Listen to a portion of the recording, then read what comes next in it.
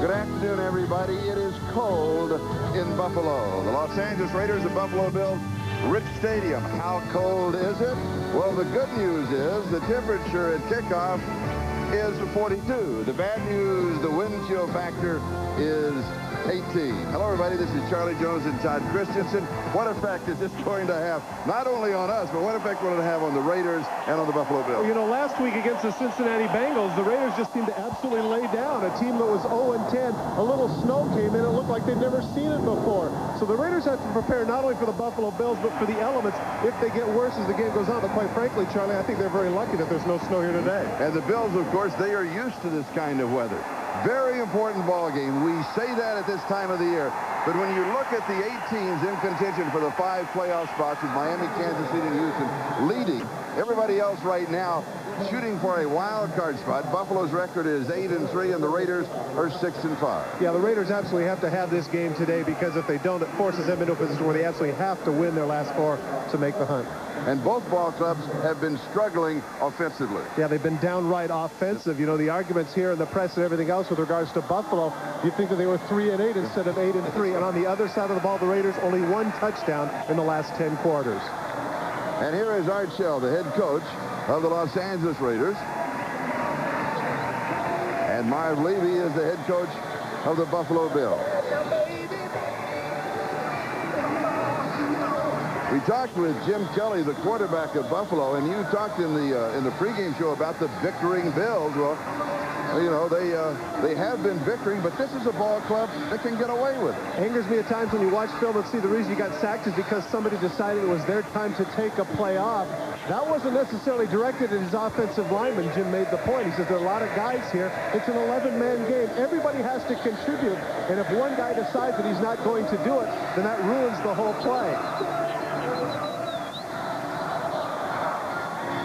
The Raiders will be kicking off for Buffalo. Don Beebe, number 82, and Russell Copeland, number 85, are the return men.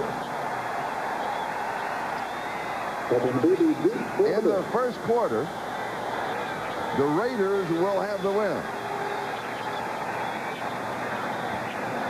And we are underway. And this good tight kick, and it rolls through, picked up at the 11-yard line by Russell Copeland. And he's out to around the 23. Let's look at the offense of the Buffalo Bills. There's that offensive line of Fina, Richer, Hall, Davis, and Ballard. And the K-Gun, as a player, is down. And this is the standard offense for the Buffalo Bills. Jim Kelly, of course, with Thurman Thomas, Bill Brooks, Andre Reed, Don Beebe, with 3 wide receivers. Pete Metzelaar is the tight end. And Nate Turner, who is the sole fullback in the lineup for the Buffalo Bills, is the player who is injured on the opening kickoff. Charlie, that's a pretty big deal because their starting fullback, Carwell Gardner, has been out over the last 2 weeks. Nate Turner in the wedge. Try and see to the left of your screen to see number 22 go down. Right there, you see the leg go out from under him right there at the top. Boy, that's tough. Number 21, Nate Turner, the right leg, 6'1", 255 pounds. Very much impressed the Buffalo Bill brass in the preseason. A man, despite that girth, runs the 40 in 4.55. And you can see he's disconsolate. You saw that right knee bend in. Hopefully it's just a sprain. And one of the things that the Buffalo Bills have been talking about is going to the 2-back offense. That is with Nate Turner in with Thurman Thomas, rather than the K-Gun all the time, which is Thurman Thomas, as you saw with the lineup, with the 3 wide receivers. Well, they felt that a lot of that, Charlie, was that they were starting to get a little bit predictable, that with the 1 back there with Thurman Thomas minus the lead blocker was taking away a lot of his running success. You can see him chuckling there with Greg Townsend. He doesn't seem to be too bothered by it. I did not know. Right, while they are still administrating to Nate Turner, let's take a look at the defense for the Los Angeles Raiders. This will be their pirate defense because the Bills will go standard now with the 3 wide, and so the Raiders will go standard basically with this defense with Howie Long, Chester McLaughlin, Harrison, Townsend, Kelly, and Winston Moss. And in the secondary with Terry McDaniel, Lionel Washington, Darrell Hoskins, Eddie Anderson, and Torrin Doyle. And there is Nate Turner. He was taken in the 6th round of the draft a year ago. being assisted from the field here. I'm hoping that walking is a good sign. You saw the angle at which his knee was at, and of course on AstroTurf, that certainly exacerbates the problem. Now with Nate Turner out, they probably won't go to the fullback, but might go to the 2 tight end set or even the 3 wide set. Which is exactly what they're doing. They're going to the 2 tight end set with Pete Metzelaars and Robert Awald. Well, that would seem to me to indicate that they're determined to run the ball today. Last week against the Kansas City Chiefs, Thurman Thomas held it 25 yards. That gave their pass rushers a chance to pin their ears back and just come after Kelly. They can't afford that with the Raiders. 36 sacks, 3rd in the NFL in that category. And Kelly drops it off to Thurman Thomas. Thomas right side. And he is taken out of bounds at the 31-yard line. 7 yards. So they'll pick up 7 yards on the opening play from scrimmage at a 2nd down and 3. There you see Thurman Thomas at work. Eddie Anderson making the tackle for the Los Angeles Raiders. And they're huddling. Thomas is 38% of the offensive plays Thurman Thomas is involved with, and 36% of the offensive yardage he is responsible for. Here is the slot on the near side. And as you said, the huddle time, which is something we simply do not see that often from the Buffalo Bills. Thurman Thomas gets the call. He's stopped by Aaron Wallace. You remember yesterday when we were talking with Jim Kelly, and I mentioned something about calling the plays and the plays coming in from the sideline and making changes and all that, you know, and the time that it takes and the difference in calling him in a huddle. He said, it's been so long since I've been in a huddle, I really can't answer your question. That's funny. Yeah. He's certainly taking his time. 3rd down and 7 with the loss. The ball back at the 27-yard line. And the pass is incomplete to Bill Blood. So it will be 3 and out for the Buffalo Bills. Lionel Washington had the coverage for the Raiders, and that means that Chris Moore will come in for Buffalo to kick it away. Catchable ball, but Jim Kelly a little upset with himself. He needs to bring it back just a little bit long, but Bill Brooks, I think, feels like he probably could have made that catch. Hits him right in the hands, even though he's extended. We've seen Bill Brooks make catches like that throughout his career, both here and with the Colts. And here is Chris Moore with a 40.4-yard average, and Tim Brown is the return man. Almost blocked. Fair catch is called for, and then is taken at the 33-yard line. 40 yards on the kick, no return. Penalty flag is down. Flag dropped at the 35-yard line. An invalid fair catch signal. Number 81 on the receiver.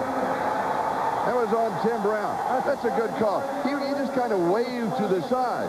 The rule says you've got to put your hand above your head and wave it back and forth. And he didn't do that. Well, now that's interesting because Art Shell say to himself, wait a minute, this is a veteran player. Let's see where it is. It's off to the side. Right there, what it looks like there is that he wanted to wave people off, but now they've changed their mind and decided that it was a valid fair catch signal, even though his hand was not above his head. And I think that's fine. A little bit, I'm sure, certainly Buffalo wasn't fooled by it. And that's what they're beefing about now, but they let it go. So I don't understand why Whiskey and Shell want to get into it. They let them have it. All right, the Raiders go to work at the 33, and so do the fans. And here is the rookie Greg Robinson. And he picks up almost 10 yards on the opening play. Mark Kelso and James Williams with the tackle. Let's look at the setup for the Raiders. That offensive line of Perry, Wisniewski, Mospar, Montoya, and Bruce Wilkerson. With Jeff Hostetler, Steve Smith, Greg Robinson, Alexander Wright, Tim Brown, and Ethan Horton. And then when they go to their 3rd down package, they bring in Tyrone Montgomery as the 3rd down back, and look out for the speed of Ismail and Jet. The chains are out. It is a 1st down. And the Raiders have the ball at their own 44-yard line.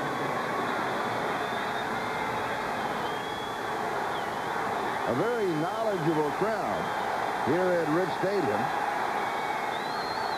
trying to make it very difficult for Jeff Hostetler to call an audible at the line of scrimmage. And this is a stadium that holds the sound well. And the second back through is Robinson, and there's nothing there. Cornelius Bennett makes the tackle. Cornelius Bennett may have made the tackle, but Bruce Smith's the one that makes the play. Watch him come upfield here against Gerald Perry. Just shucks him off to the side, takes him and Steve Smith, forcing him to cut back, and Bruce Smith is excited about that. Charlie, when we talked to Art Shell yesterday, he said that Bruce Smith had complained to him over the fact that they had been triple teaming him, and Art Shell's response was in effect, yeah, so? So? In fact, we have Art Shell's keys to success in the ball game. We have a Raider player who is shaken up, and the trainers have come out. Is that Wisniewski? Steve Wisniewski, they're all-pro left guard. This would be a major loss, particularly in light of the fact that what they do with Bruce Smith on passing downs is they move him all over the place. So if indeed this is a problem for Wisniewski, look for Bruce Smith on passing downs to shift down over the left guard of the Raiders. It'll be 2nd down and 10.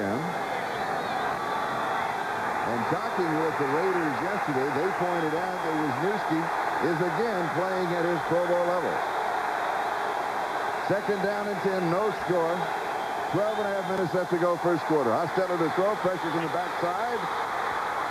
He's going to scramble. Nice inside-out move and heads for the sideline.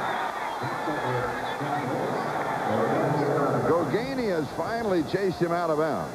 Oh, Bruce Smith overran him. Watch at the top of your screen. You see Bruce Smith is going to get past Gerald Perry, and for some reason, look at how Hostetler steps back right there. If he uses his left hand, he gets the ball, but he does it a little bit too late, and that enables Hostetler to scramble for within 1.5 yards of the first down. Look at the speed he gets to the outside. This is what's frustrating for offensive tackles, and right there, he was within arm's length of Hostetler, but couldn't make the play.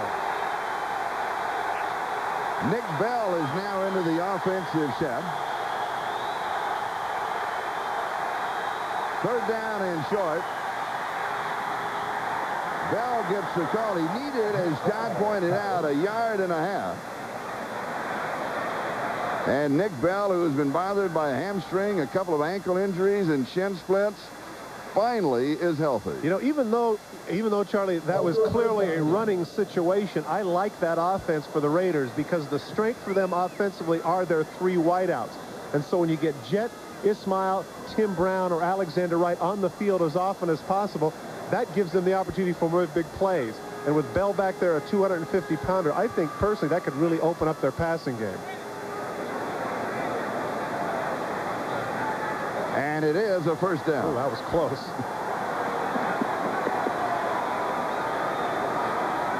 The report on Nate Turner, an injured right knee.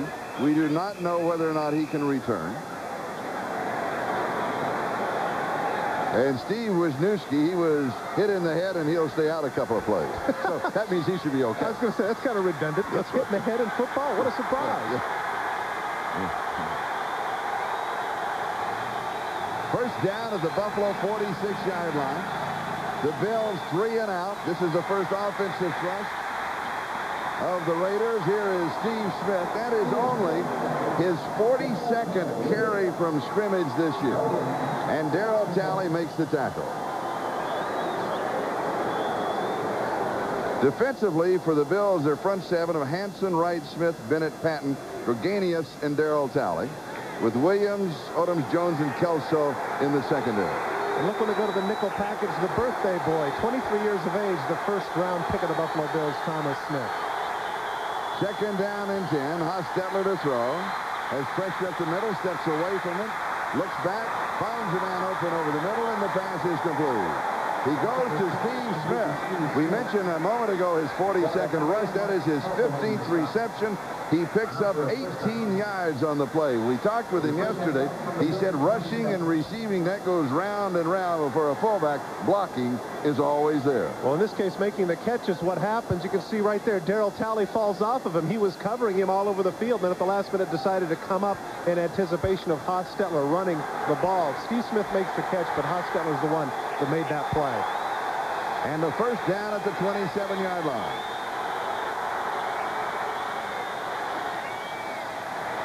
And here is Robinson around the corner of the 15 and then decked at the 14-yard line. He was nailed by Henry Jones at the 14, but he'll pick up the first down en route. And he comes up limping. Did a great job on the contain. The support for the run support from the secondary is poor. Watch the left of your screen. Nate Odoms is in motion. He cuts back to the inside on the block of right, and right there's nobody left. There's no cornerback out there, and Henry Jones comes up, but a little bit too late. They get the first down. You see the right ankle turned underneath of Robinson. That seems to be what the problem is right now. And Nick Bell is back into the offensive set.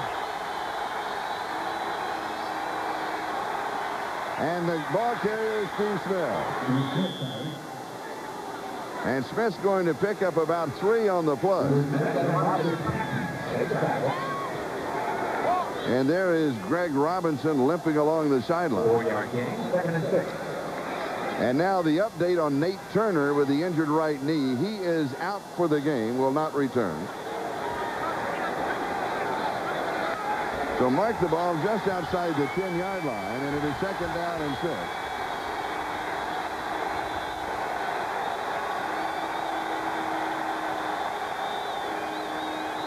Right in motion to give is to Nick Bell. And Bell is cut down inside the 10 at about the 7-yard line by Mark Kelso. Exact same play that they did before, and that was Kelso who makes the nice tackle, but he paid for it. Don't forget, Charlie, Nick Bell, 6'2", 252 pounds. That is a load coming up the field, and Kelso paid for it. But already in the ball game, we've had Nate Turner and now Mark Kelso go down for the Bills. Steve Wisniewski has gone down along with Greg Robinson for the Raiders. So we'll step aside. We have 8:23 left to go, first quarter, and we have no score. Back in a moment. The secret of doing successful advertising lies in saying the same. So now coming to the sideline, here's what happened. Watch the left knee right here. Ooh. Bang! Look at that, hit him right on the top of the head, and now you know why Mark Kelso wears that extra little piece of helmet on top of his head. He has had concussions in the past. And right there, they're asking him, what stadium are you in? What time is it? You can see right there, great shot by Andy Rosenberg. The extra little piece of helmet that is a part of that because of his past head problems. 3rd down and 2. The ball just outside the 6-yard line. The Raiders now with 3 wide receivers. Steve Smith is the remaining back. And Hostetler is hands off just as he was being sacked, and scrambling in the backfield is the Rocket Ismail. Cornelius Bennett shot through. Whoa! I tell you what, Charlie, they would have been better off if Hostetler would have been sacked. It would have only been about a 3 or 4 yard loss. In this case, watch as Ismail comes around. Cornelius Bennett just nice in, has him.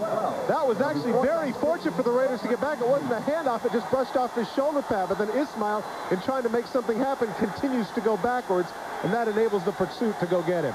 And he loses 13 on the play. Here's the field goal attempt from the 27. An attempt of 37 yards by Jeff Jager. And this one he's got. Charlie, I tell you, he really needed that one after last week when he missed 4 field goals against the Cincinnati Bengals. That does a lot for his confidence. Jeff Hostetler knows that. That's why he went out to shake his hand. 3-0 Raiders. Hi, Super Dave Osborne here, getting ready to roll across the country. Mobile. By Sony, the official video electronics company of the NFL. By ITT. When it comes to building businesses, at ITT, we're adding more than just our name. And by Head & Shoulders and Head & Shoulders 2-in-1, because great hair can't have flakes. And here is the kickoff with Beebe and Copeland. The deep backs on the return. Here is Russell Copeland.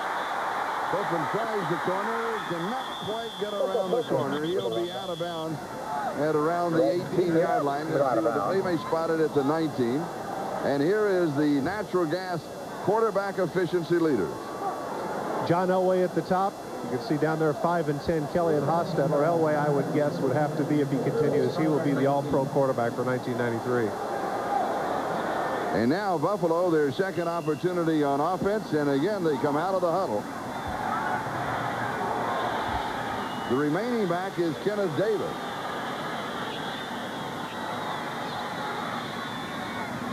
Kelly's pass is complete to Andre Reed.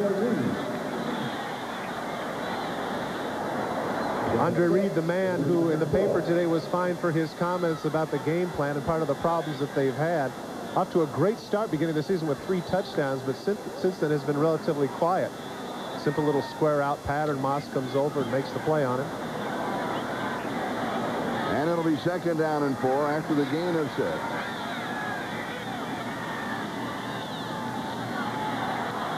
And Kenneth Davis is the ball carrier. And he is stopped at the 25-yard line. Twice now they've tried to run the ball and very ineffective. Anthony Smith, somebody who's known for his pass rush, it really bothers him when they say that's all he can do. But, of course, in that case, nobody touches him, and Kenneth Davis cuts right back into him, and that's the reason they lost a yard. The Bills, their second offensive opportunity, they're using the huddle. I'm so used to them with their no huddle, with their K-gun, it's like they're moving in molasses. Well, not only that, but it doesn't give the crowd a chance to get into the game. You know, they're so used to the thing being upbeat, as you say, and fast, that the crowd has yet to really get into the game offensively for Buffalo.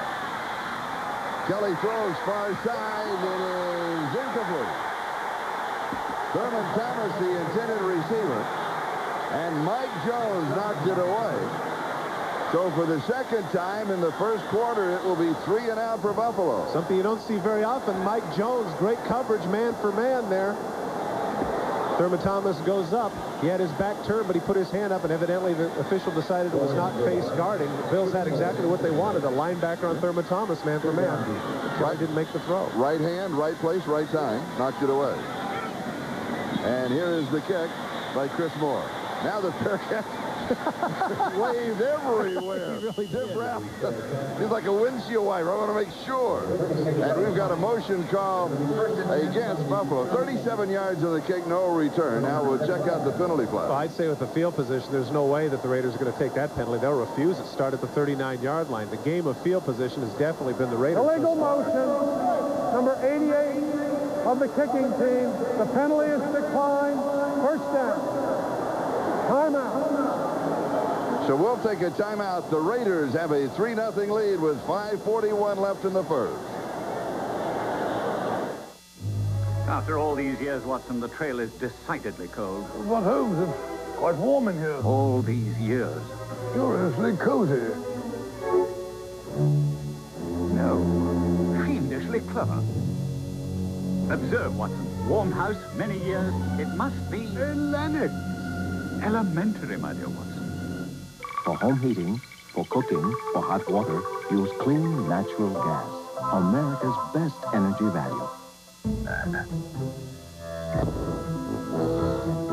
Other laser printers are still playing leapfrog, trying to reach the standards set by Hewlett-Packard. But no matter how hard they try, they keep falling short of the original. 20th, 1991 AFC Championship game, the Raiders and the Bills. Thurman Thomas rushed for 138 yards and 1 touchdown as the Bills destroyed the Raiders 51-3, the largest margin of victory in club history, and the win advanced the Bills to their first Super Bowl, dancing all the way. Charlie, I was reporting on the sideline for that game, and if it's possible to say, the game wasn't as close as the score would indicate. It was 41-3 at halftime. That was an ugly day. Steve Wisniewski is back in the ball game. Greg Robinson is back in both for the Raiders. Hostetler throws right side. Steve Smith down the sideline, shakes the tackle and goes out of bounds.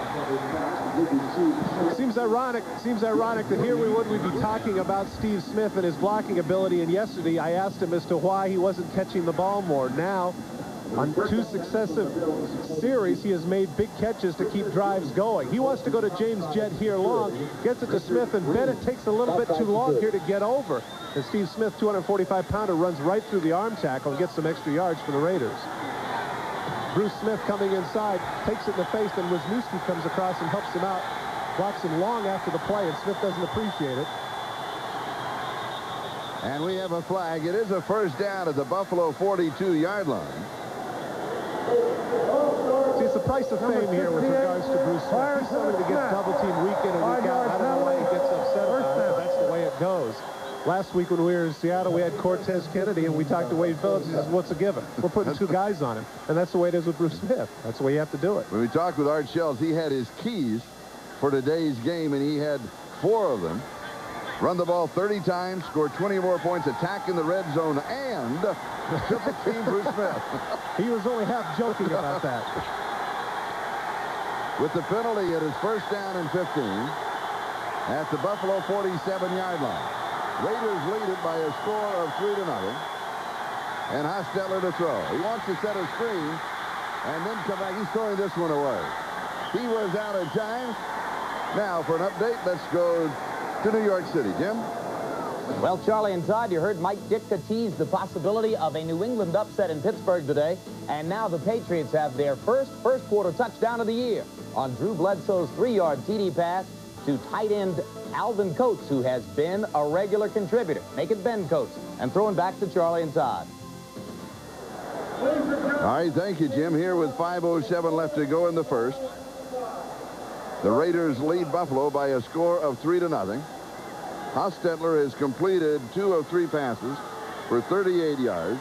Greg Robinson, with an injured right ankle, now back into the lineup, has 24 yards rushing in 3 carries. Second down and 15.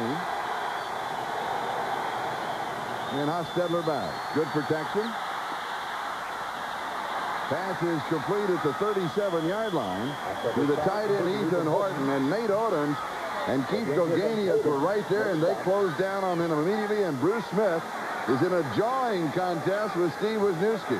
This is something that Wisniewski is about. You can see now he slaps hands with Gerald Perry. They're getting him irritated. They want to get Bruce Smith frustrated. There he gets bumped by the fullback, bumped by the tackle. Now the guard comes and knocks him down. Not only knocks him down, but then keeps him pinned. Hand on the face mask. And look at that. Going for the goose. Kicking him where he shouldn't be kicking him. I tell you what. It's going to be a battle today. Third down and 5.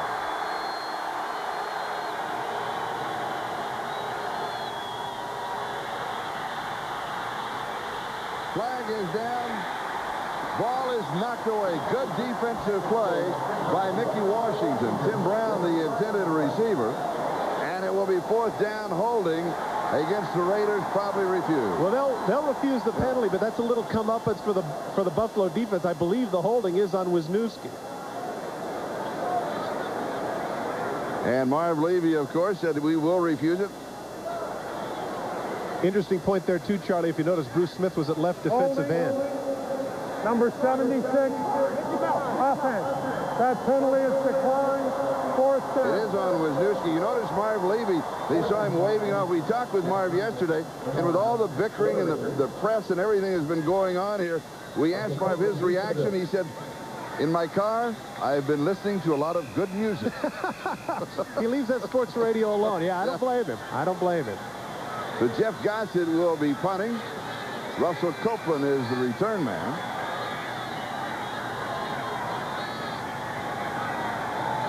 .401. That is the time remaining. First quarter. Raiders up 3-0. He was going for the corner, and then he caught it and just drilled it into the end zone. It'll be a touchback. That was not a very good effort. You're right. He shanked it. They'll bring it out to the 20. We'll be back in just a moment. Raiders lead it 3-0. For 14. Thurman Thomas, 1 rush. He lost 4 yards. 3 and out. 3 and out. The Bills still looking for their first down. And here is Thurman Thomas, and Winston Moss makes the tackle.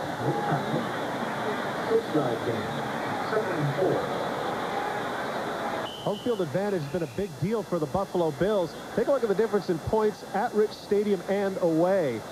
More than twice as many points at home and close to 100 more yards here at Rich Stadium. That is a definite home field advantage. And one of the reasons, quite obviously, Charlie, why they want to win the games and get the home field advantage, because every time the playoffs had to go through Rich Stadium, they've been winners. And the 12th man, the fans here, have been an integral part of that. Winston Moss was shaken up on the play.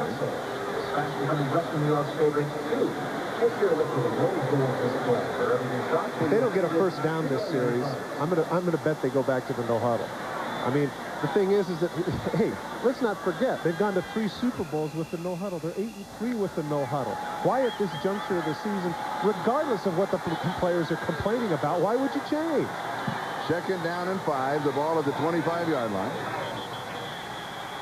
The Raiders are saying there was movement by the offensive line, in other words, a false start, and they would make contact. And he's going to go against I think what we had was movement by Andre Reed And now he can move and readjust. He is not an offensive lineman. Left defensive end, 5 yards. 94, Anthony Smith. You know what happens a lot of times is that the adjustment by the right tackle. Let's take a look at Howard Ballard. What's he doing? Oh, he did. He sure did. He flexed a little bit. He did. But it was too late. If Anthony Smith would have done it immediately, I think he would have got away with it. But instead, he waited a beat that 1,001, and once he jumped across, the official didn't call it. He had a legitimate beat. That is a first down for Buffalo. That is their first down in the ball game, and they get it by a penalty. And here is Thurman Thomas. He's going to pick up 3 to the 33-yard line. It'll be 2nd down and 7. We're moving on the 3-minute mark, time remaining in the first quarter. And speaking of threes, the Raiders are out in front by a score of 3-0.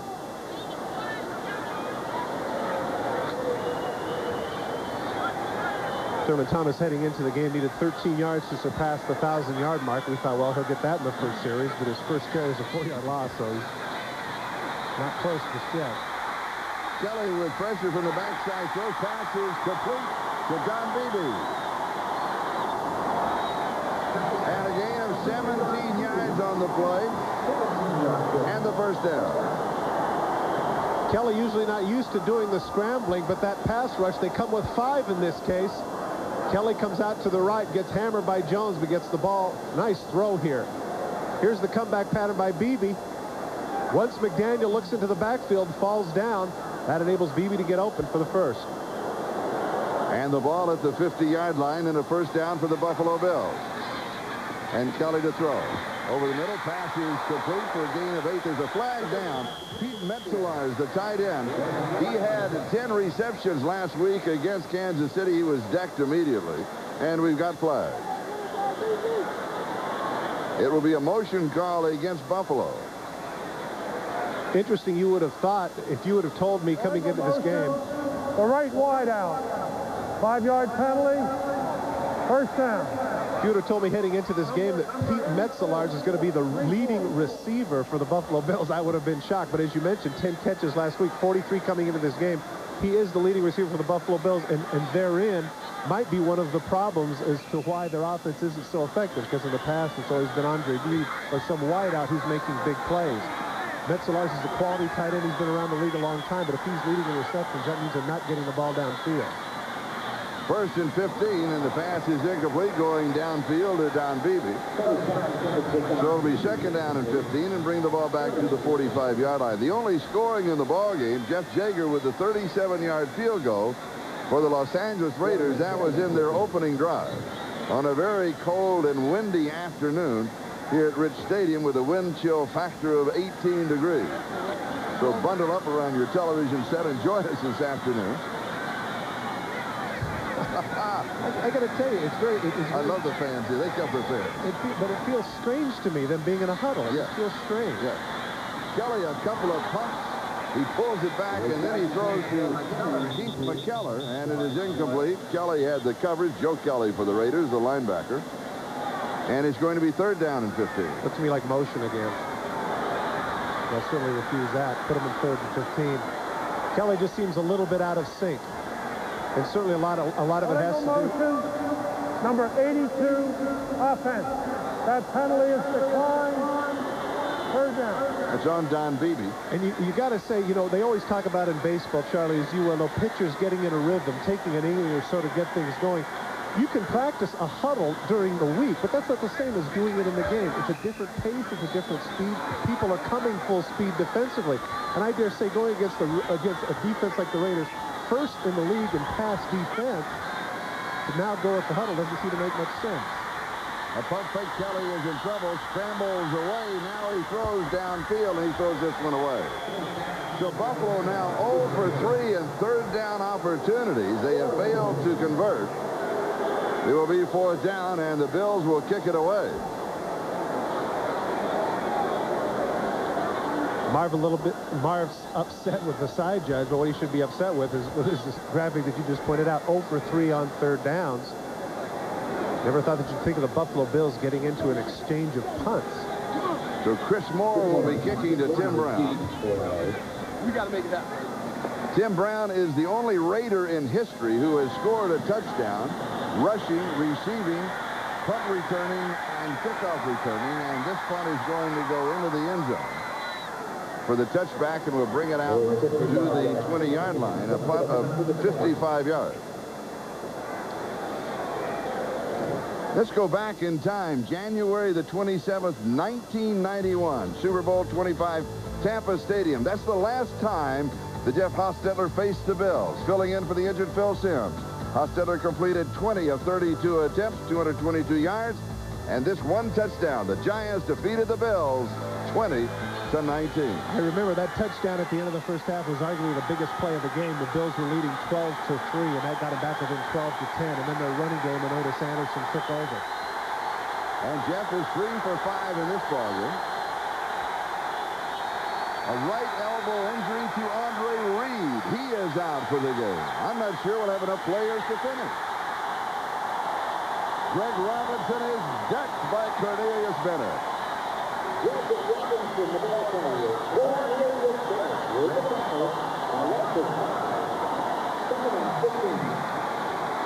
That's the third time that he's come in untouched. He knifes between the tight end. Ethan Horton gets absolutely no piece of him at all.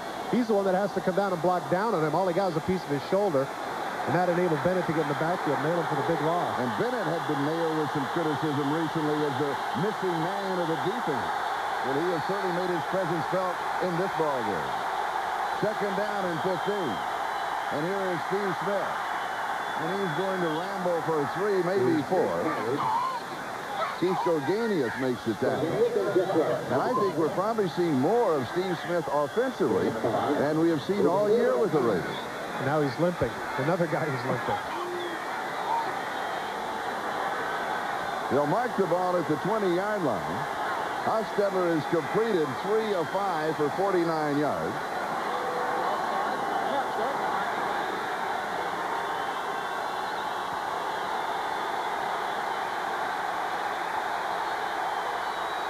Third down and 10.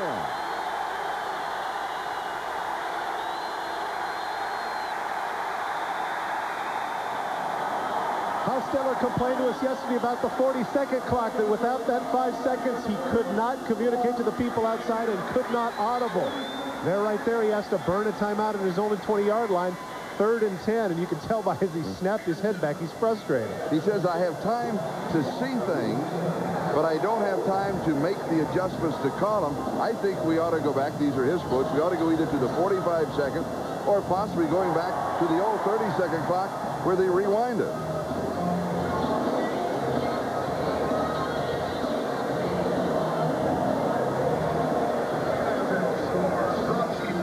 Let's take a look at the standings in the AFC West. Kansas City, Denver, the Raiders, San Diego, and Seattle. Well, most of you to see the second half of the doubleheader, and that will be the Denver-San Diego game, and some of you to see the Kansas City-Seattle game. So check your local listings. No, don't check your local listings. Just stay with us. Watch this ball game. We'll segue into one or the other and spend an afternoon with NBC. I've got a quick scoring update. Are you ready for this? Yeah. New England 14, Pittsburgh nothing. Holy cow.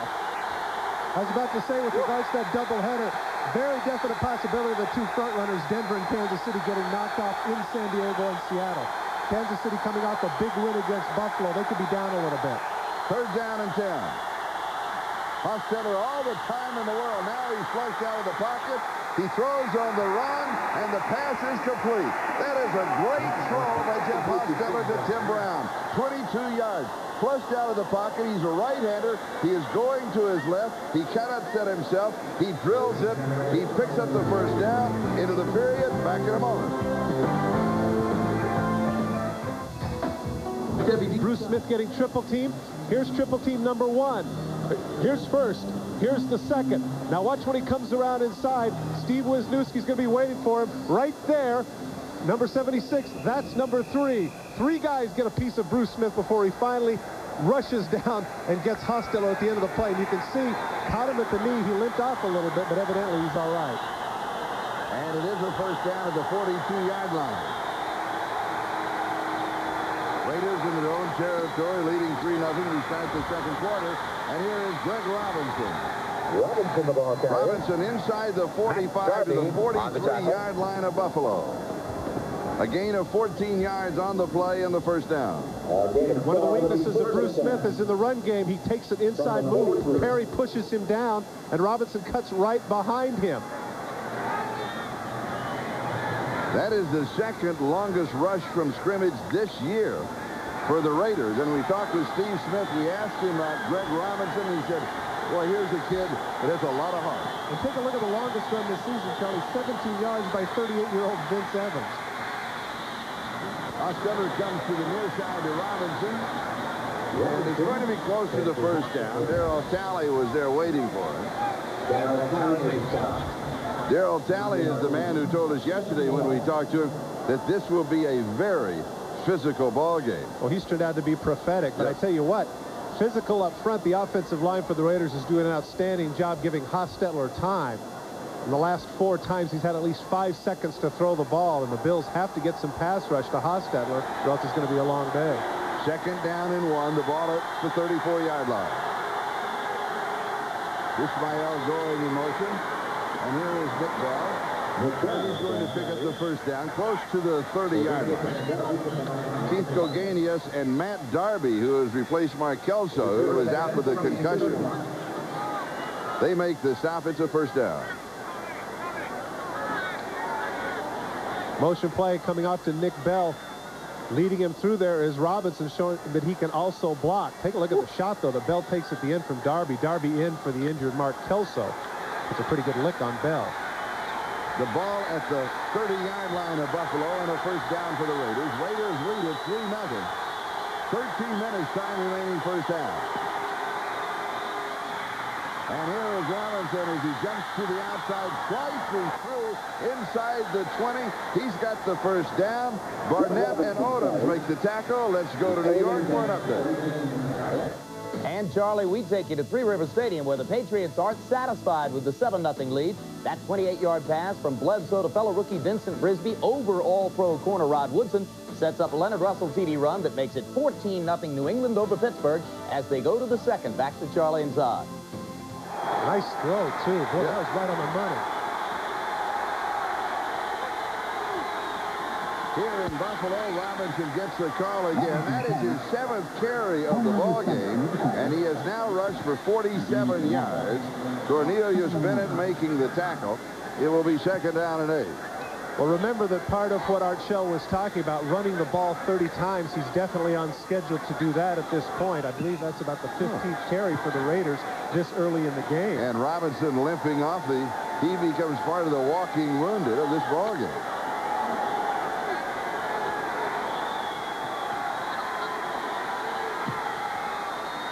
Randy Jordan, the rookie free agent from North Carolina, is into the offensive set for the Raiders.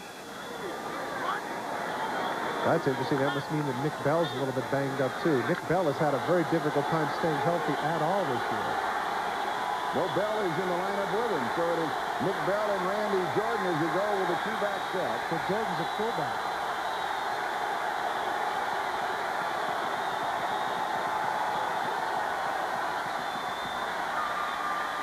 Hostetler knocked away. It was Jeff White who knocked it down. Number 91. Hostetler is complaining. The one thing he can't complain about is the protection. I'll tell you what, he's complaining downfield that somebody was held. But he certainly can't beef about the fact they're taking care of him back there. So it'll be third down. Take a look at the time that Hostetler gets here. Here's what he's complaining about. Let's go back. We'll go back to the start. Well, but of course, no, the defense was jumping on him. They were in the neutral zone and moving when the ball was fed. The Houston saved that. He said, wait a minute, I got to have the snap before they can come after me. Now he throws, and this is incomplete at the 9-yard line. Jim Brown, the intended receiver, with James Williams and Mickey Washington with the coverage. Take a look at Bruce Smith. Once again, take a look at the white shirts that come out. Here's the tight end. The tight end comes out. Then here's the tackle. Now watch, there's the fullback. Bell was there in case he took an inside thing. You know, I have to laugh because our show, we were chuckling about the idea there were going to be 3 guys, but there were. 3 white shirts on Bruce Smith's side. And now a 35-yard field goal attempt by Jeff Jager. He is hit from 37 yards away, the only scoring in the ballgame. And this one is partially blocked. It is no good. It may have been Bruce Smith who got a hand on it. We'll be back in a moment.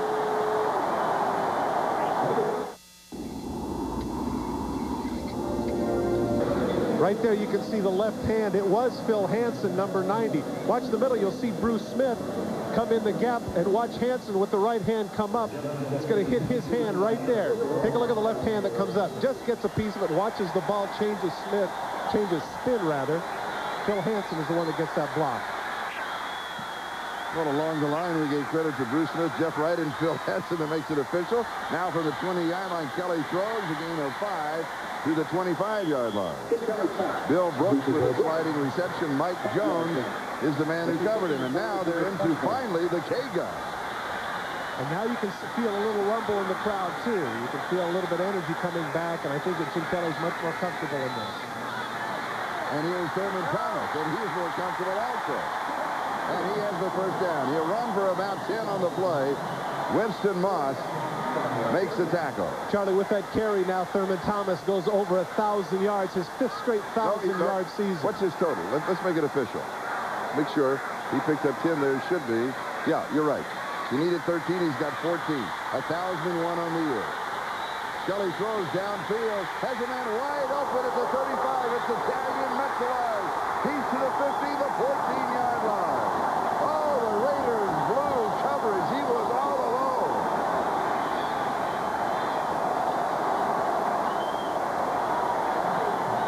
When he starts to rush, and this is what happens with the no huddle, the defense gets a little discombobulated. I guess I owe Metzelars an apology because I talked about how we never caught any big passes, but that's a big one right there down to the 14-yard line. And you're right, Charlie, blown coverage on the part of the Raiders. And a gain of 51 yards on the play by the tight end.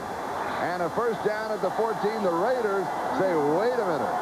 We need a timeout. We need to regroup. Raiders have the lead, 3-0. We'll be back in a moment. Lars here is going to run a corner route. Now watch the eyes of the people here. When he runs his corner route and gets behind, they look into the backfield. And then as soon as Kelly starts to scramble, they start going towards him. And they just totally lose Metzelars back here. And that enables them to get the big play.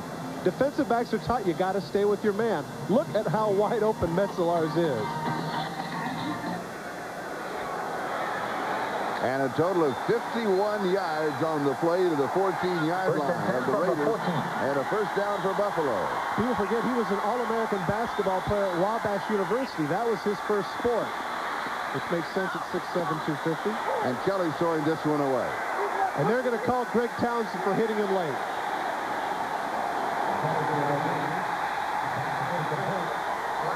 Costly penalty, and no reason for it. Well, when the quarterback throws the ball through the goalpost, clearly you know that he's just trying to get rid of the ball. Personal foul, roughing the passer, 93 defense. Look at the end of the play. The ball is long gone, and right there he hits him in the middle of the back. Clearly he could have held up, and that's unfortunate. Greg Townsend, Pro Bowl defensive end, over 100 career sacks. Not a good decision. There you can see the Raiders worst in the league at penalties, and that just follows suit right there. And so it will be first and goal at the 7-yard line as they split the distance. And here is Thurman Thomas to about the 3. Derek Hoskins with the tackle. It'll be second down and goal to go. I hate to say we've used this line before. We've used it ad nauseum, but Bum Phillips once said something which was semi-profound, which was, you dance with who brung you. They've gotten this far with the no-huddle offense. They try to huddle, and it just doesn't make any sense. Look at the strength. Look at that. And Thurman Thomas. And he is the dance partner that brung him here. And he scores the touchdown. An 80-yard drive in 6 plays. 5'10", 200 pounds. He's not just a scat back. He gets stopped right here. Take a look at the strength that he powers through. Eddie Anderson, number 33 for the Raiders, is a 500-pound bench presser. But he couldn't hold that stout one from Oklahoma State. I saw an interview with him one time. He said, who's the best running back in the NFL? And Thurman Thomas says, I'm not sure, but I do know he's from Oklahoma State. Either him or Barry. It's good. And the extra point is good, and the Buffalo Bills are out in front for the first time of the ball game by a score of 7-3 as Thurman dances into the end zone. Trucks are do it. And by Schick ST Razor, we're changing the face of shaving. 9:19. That is the time remaining first half. Buffalo leads for the first time 7-3. Steve Christie will be kicking off. Willie Gault is back with Rocket Ismail. A little speed there, huh? Whew, man. But they want Ismail to get the ball. That's why they're standing like that.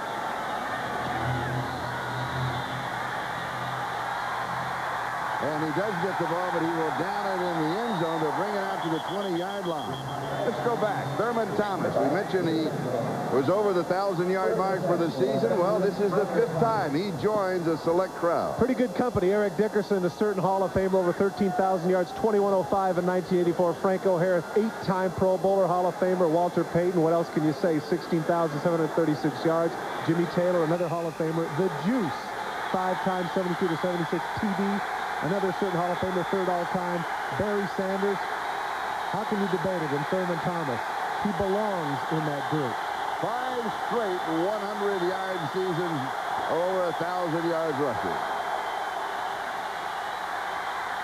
Hostetler just dumps this one off out of the backfield to Nick Bell. And he tugs down the sideline. He's going to go out shy of the first down. It'll be 2nd and short. Darryl Talley was there.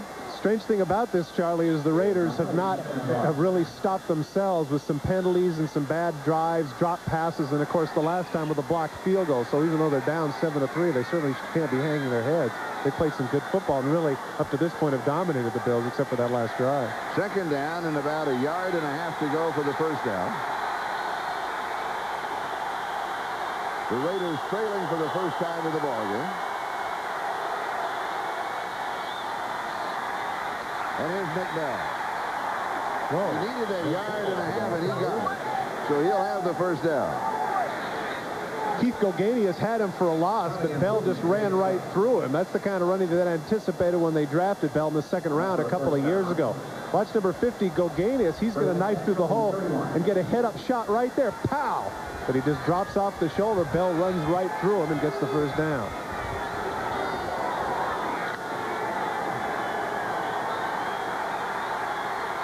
The Raiders with only 1 touchdown in the last 11 quarters.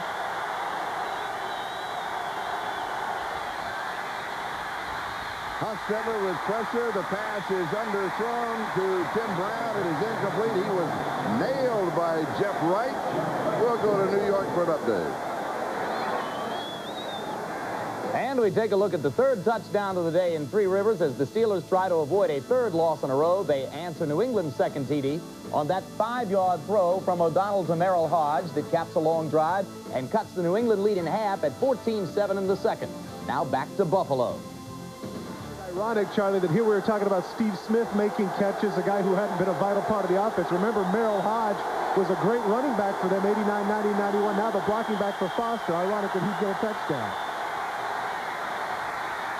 And here is Robinson around the corner. Robinson, the ball carrier. Darryl Talley and Nate Odoms made the stop. And he is going to go out around the 38-yard line as Darryl Talley and Nate Odoms were there for the Buffalo Bills. Well, if Robinson can stay healthy, he's been having to come out in and out with limping. He's now over 50 yards rushing. He's having himself quite a first half. And it is 3rd down and 3. Hostetler is completed 6 of 11 for 90 yards. And the Raiders now go with their 3 wide receiver package.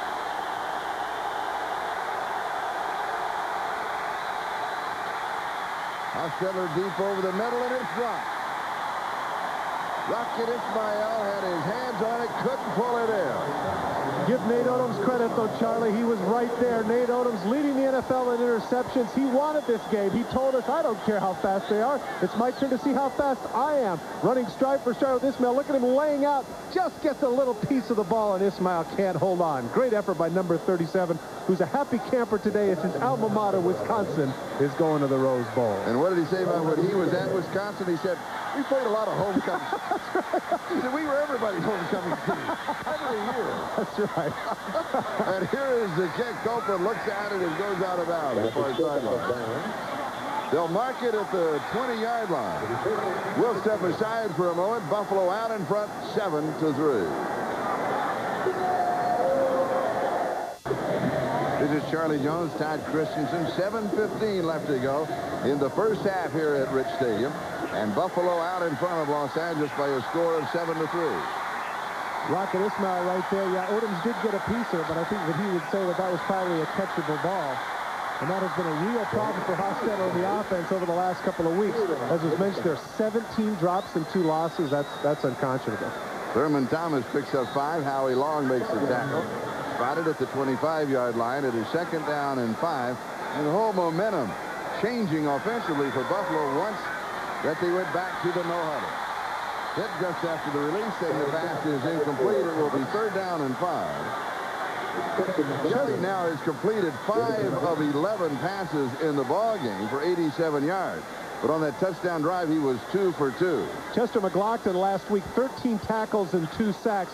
All of the Raiders say that this is the next all-pro defensive tackle. He is really starting to assert himself here late in the season. First-round pick out of Clemson last season. Raiders are offside. It's a 3 down. Here's a sack, but it will still cost Los Angeles 5. It may have been Howie Long that was into the neutral zone when the ball was snapped. It is, and Howie Long walking around the 33-yard line, not very happy with himself. And, of course, Anthony Smith isn't very happy with Howie either, because that would have given him his 13th and NFL leading sack.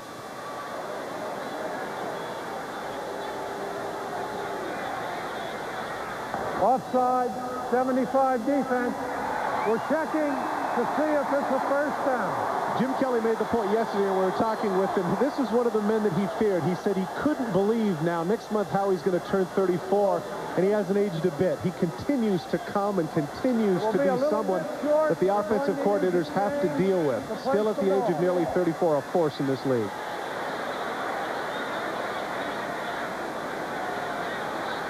And that is the measurement to place the ball, as you can see. And as we were told by Bob McElwee, the referee, it is short of the first down. And on the short yardage situation, Buffalo will come in with a 2 tight end set. Howie Long, the remaining Oakland Raider. His rookie season was 1981. Tremendous career, 7-time Pro Bowler at Villanova University. The Bills have yet to convert on 3rd down. They are 0 for 3. Now, this is 3rd down and a foot. Very makeable.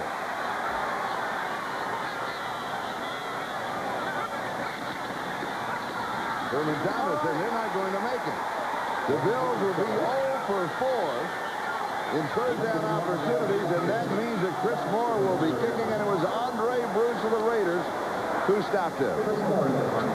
Took him a while to get the play going, and it seemed very predictable. That would have been an ideal time. Look at that. It's an 11-man front. Coming off tackle and knifing in there to help make the play is Patrick Bates, number 29, their first-round pick safety out of Texas A&M, who Gunther Cunningham, the defensive coordinator, told us is going to be a great one. And Chris Moore will be kicking to Tim Brown. Pretty good kick. The nose comes over. Fair catch is called for and taken at the 28-yard line.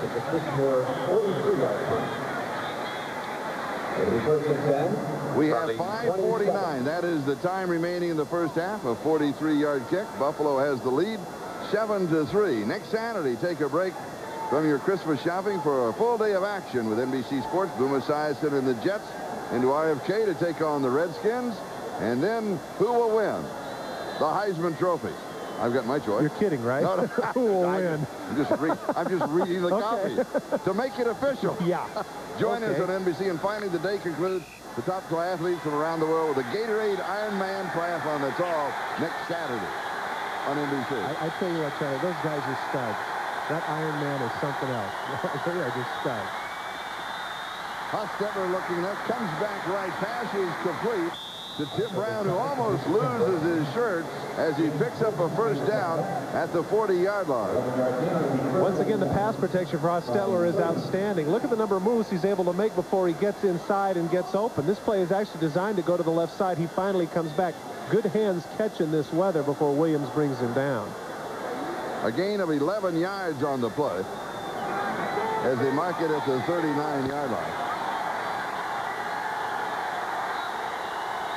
Steve Smith is in the backfield as he returns. He was limping earlier in the ballgame. He has been a major force for the Raiders. And Hostetler goes deep for the middle and is knocked away. Darryl Talley makes the play. Typical of the kind of plays that he makes. You know, he's 33 years of age, and he does everything an outside linebacker is supposed to do. He supports the run. He's in coverage. Good athletic play. Good extension there at 6'4", 235 to bat that down. You know, on a team with Bruce Smith and Cornelius Bennett, he has not accrued the notoriety that he has deserved, but he is an outstanding football player. Leading the team again in tackles. He will go over the 100 tackle mark for the 4th consecutive season. Second down. And we have movement. It may have been Gerald Perry. And it'll be a false start called against the Raiders. It was 2nd and 10. It'll be 2nd and 15. It's the very thing Archell talked about, Charlie. He said we get things going. He said we have a good drive. We have good things happening. And then we make a mental error or a drop pass or something to get us going backwards. And you can sense the frustration. Archell's really a laid-back individual, an old teammate of mine, but you can see that he's disappointed in the fact that these guys should be mentally stronger. You're getting paid thousands of dollars to do this. Don't jump off that. Come on. 2nd down and 15.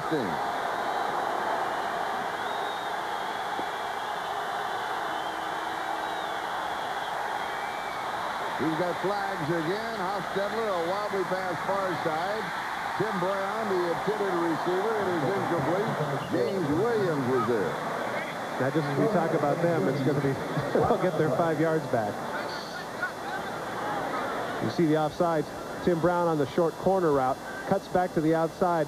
Williams comes on the break just at the last minute, is able to strip the ball away from Brown. Good play by Williams, but doesn't matter. And it was Cornelius Bennett who got the early jump, and so was back-to-back 5-yard penalties. The ball goes back to the 39-yard line, and it's 2nd down and 10 for the 2nd time in this drive. Again, not to harp on the discipline, but it's 2nd and 15. What's your hurry to rush? What's your hurry? We got 15 yards to go. No reason to jump outside. Hostetler to throw, 3-man rush. Gain is on. There's pressure. Drop down.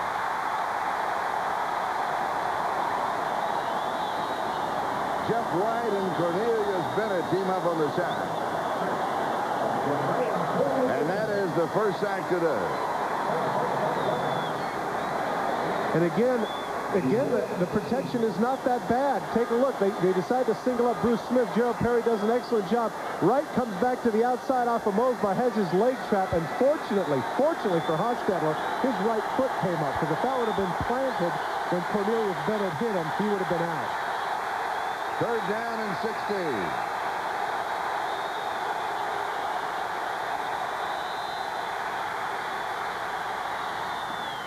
The pass is shot at the 45-yard line by Tim Brown. He takes the circle route and he picks up the first down. Great effort by Tim Brown and a nice job by Hostetler to step up, and a poor job by the Buffalo Bills on 3rd down. Worst in the NFL at 48% giving it up. He's going to run the hook pattern right here underneath. Take a look. He comes back to the ball. Now he needs to get to the midfield stripe. Stumbles. He sees it.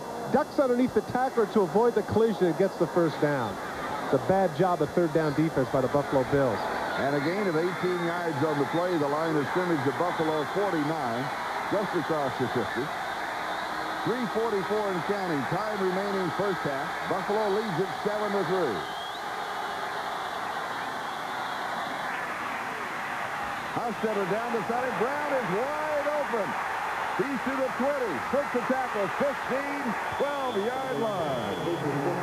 And the Buffalo Bills blew a coverage in the secondary as Tim Brown didn't have a blue shirt within 8 yards. Well, Tim Brown comes to the outside. It's an out and up. Odoms points to him and says, you got him. And Williams goes out to the flat, and he didn't. And as a result of looking in the backfield, Brown is able to sneak from behind and make the catch, breaking 2 tackles before Odoms falls on top of him. You're right, Charlie. That was a blown coverage on the part of the Bills. And a gain of 38 yards for the Raiders. They spotted at the 13 of Buffalo. It's a first down. And here is Steve Smith. It is maybe a half a step, and that's all. We'll give him a yard and call it 2nd down and 9. Walt Corey, the defensive coordinator for the Buffalo Bills. Not a very happy man on this drive, as the Raiders converted on 3rd and 16, picking up 18, and then the long play to Tim Brown on the blown coverage. Charlie, I wouldn't say that it's crucial that the Los Angeles Raiders get in the end zone, but as our graphic has pointed out, there's been a great deal of frustration where that's concerned getting touchdowns. Only 1 in the last 11 quarters. Hostetler to throw. Slips away. He's to the 6, the 5. He dives. Touchdown.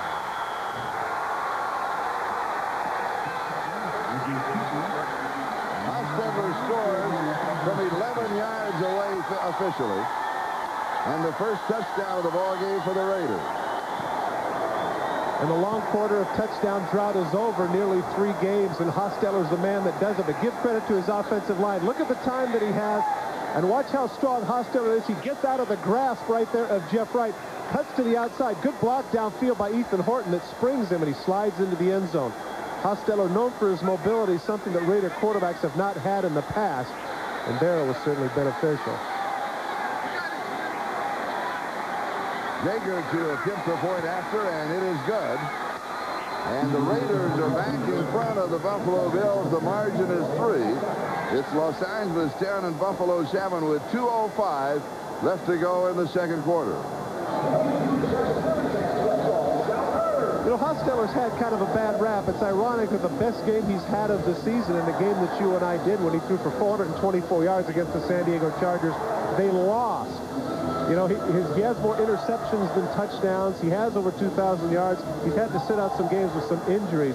But he's a gutty performer. And I think he's done a very good job for the Los Angeles Raiders. If you take away some of those drop passes and the fact that the running game up to this point has been ineffective, you know, you could say that this guy'd been having an outstanding season. And when we talked with him yesterday, we asked him about the Cincinnati game and the snow, and he said the snow and the wind and the cold. And he said, I knew we were in trouble when we came out to warm up, and I was looking around, there were a couple of players standing just watching the snow fall. But today, they haven't been standing around watching the wind blow. They've been playing football. They have. 72 yards on the touchdown drive in 7 plays. And now the Raiders will be kicking off with Don Beebe and Russell Copeland, the D-backs on the return.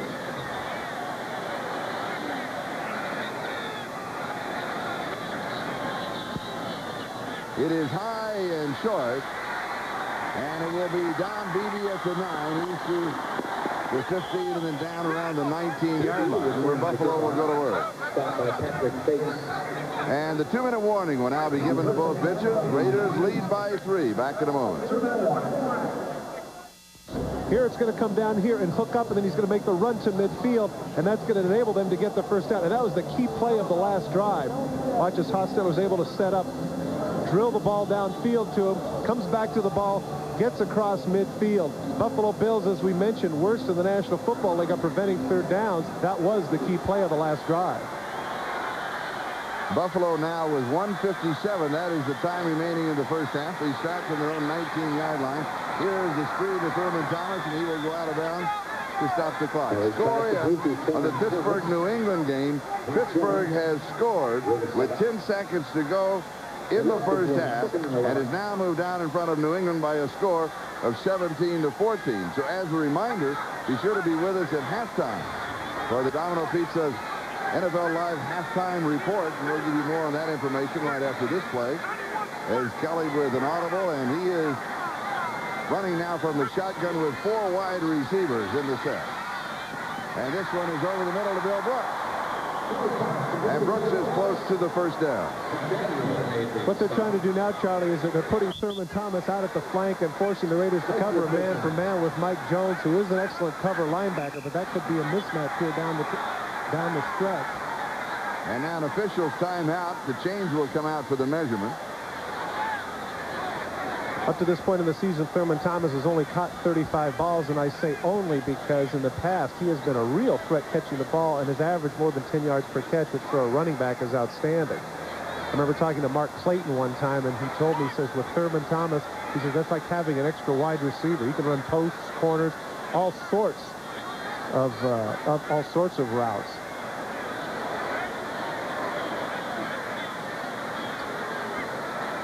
Thurman Thomas, you saw there, leading in all-purpose yardage now for the last 4 years, breaking Jim Brown's record. The great Jim Brown of the Cleveland Browns. And now with Barry Sanders hurt, more than likely, he's headed for a 5th season. Third down, about a foot to go. The Bills on third down, 0 for 4. Pass is complete. This is their first third down conversion of the ball game. They will mark it at the 35-yard line. As Dan Land wrestles Russell Copeland to the ground. Surprised they didn't use their timeout there because it took so long. Inevitably, when you hold the guy up and push him around, that costs some seconds, and that happened at about 1:25. Now the clock is down to 1:06 and running. Kelly goes deep. A flag is down. Has a receiver behind the secondary. Don Beebe. If it holds up, there was a flag.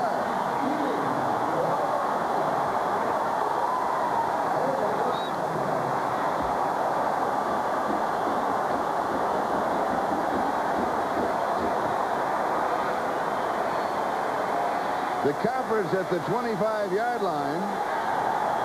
Illegal contact. Number 99 defense. Penalty of decline. Touchdown.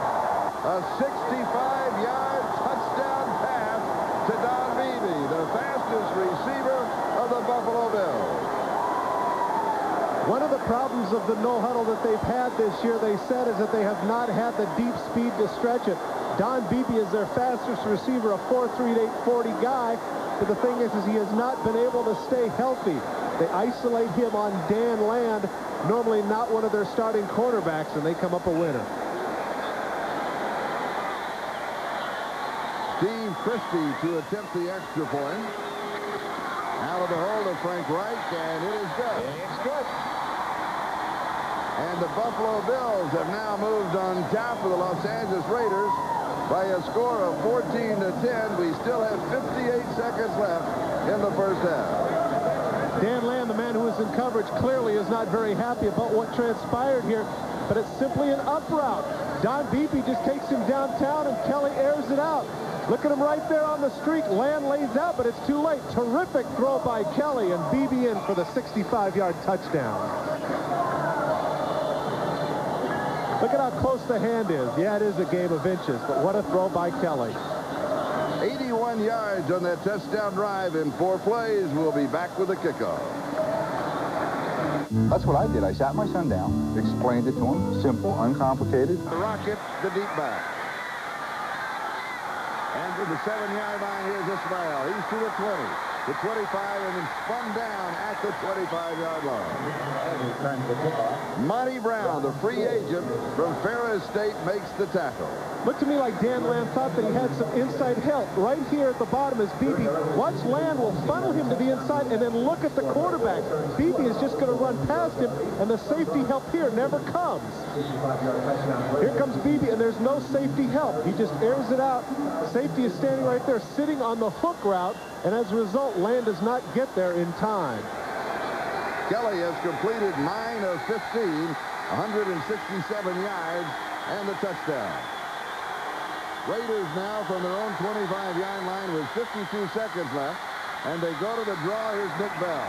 He rambles out of bounds at the 30-yard line. The ball carrier. Henry Jones knocks him out of bounds. Domino's halftime report with Jim Lampley and Mike Ditka with all the scores and highlights, and features on the Notre Dame quarterbacks, Joe Montana now with Kansas City, Rick Meyer now, of course, with Seattle, and they will be hooking it up later today on NBC in the Kingdom. Interesting, a meeting of different generations of Gomer quarterbacks. Fascinating. Second down and 4. And Nick Bell gets the call again. Are you surprised by this? How am I surprised? Isn't this the team with the 4x100-meter relay team of wide receivers? Fastest wide receivers in the National Football League. Isn't this the team with all the speedsters, all the breakaway threats, all the big play people, and they're running out the clock? And the team that has always gone vertical? 46 seconds remaining. I mean, how far do you have to get? Jager with 50-yard range. You're looking at they start at the 25-yard line, 25, 35, maybe 40 yards here. And they're content to run it out. Away from home, I don't like this at all. And they sit in the huddle and let the clock just run down. No. I don't like it. And so the Raiders settle for the score of 14-10, and the Raiders trail. It's halftime. The Buffalo Bills 14, the Los Angeles Raiders 10, here at a very cold, rich stadium. And now let's go to New York City, to our studio. 9.5 minutes to 9.5 minutes. I mean, that's like the Buffalo Bills didn't hardly show up. It's kind of the thing that you discussed with me regarding parenting. It's quality versus quantity time. Well, you will have to say in the first half that the Buffalo Bills had quality time. Thank you. And the Raiders will have the first opportunity of the second half. And Ismael will down it in the end zone, so they will start from the 20-yard line. You know what? This could have been the reason. Flag back over at the 28-yard line. Charlie, this could have been the reason, knowing that they were going to receive to start the second half, why they didn't do something there at the end of the first half. But there are two subtle messages that you give your team by not going for the field goal there at the end of the first half with nearly a minute left. One is that you're in effect telling your guys, hey, you know, we can't do it. We're afraid of a turnover. And the other thing is that gives the Buffalo defense confidence, knowing that they can say, hey, we can stop them in a 2-minute situation. Touchback. No foul on the play. First down. I mean, the ball's at the 20-yard line, first down. I really thought that Art was going to give that a shot. And as we both of us mentioned, they have all the weapons. And Hostetler's playing well, and they're protecting their quarterback. Why not give it a shot? Holding was called on. But I think you're right. Rather than risk a turnover at that point, knowing they were going to receive the kickoff, you go ahead and take it here. Let's see what they come out with. Well, once again, you know, there's some subtle suggestions you give to both your side and that side by not going for it. All right, we open the second half. The wind chill factor is 18 here at Rich Stadium. And here's Greg Robinson around the left side. He turns the corner. A scramble for the football. They're going to mark the play down at the 24-yard line. As you know, the ground cannot cause a fumble, nor can artificial surface.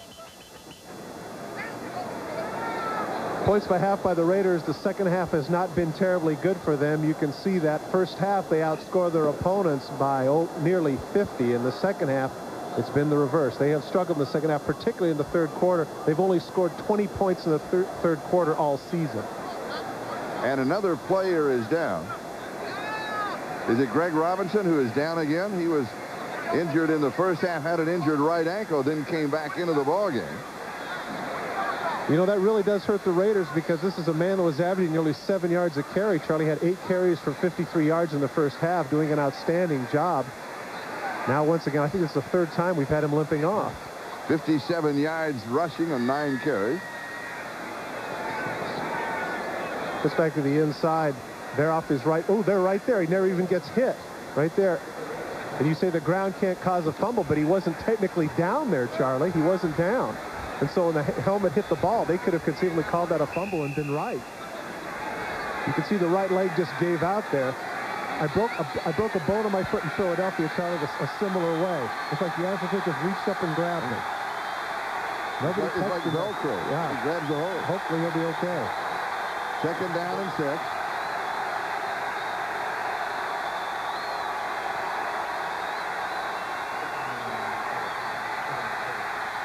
Hostetler dumps it off over the middle to Tim Brown.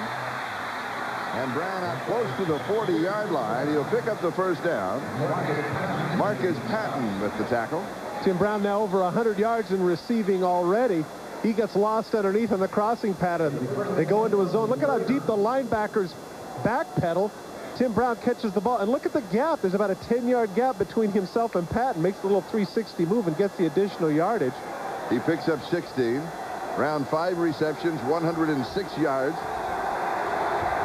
And a first down at the Raider 39-yard line. And here is Nick Bell with just a straight shot up the middle. I tell you what, he really moved that pile. Oh, he does, doesn't he? He takes everybody with him. He says, come on, we're going to the 45, join me. He picks up 6. It'll be second down and 4. Jeff Wright, Marcus Patton, and Phil Hansen finally weigh him down at the 45. See the frustration on his face, not simply because of the pain in his knee, but the fact that he was having such a good game.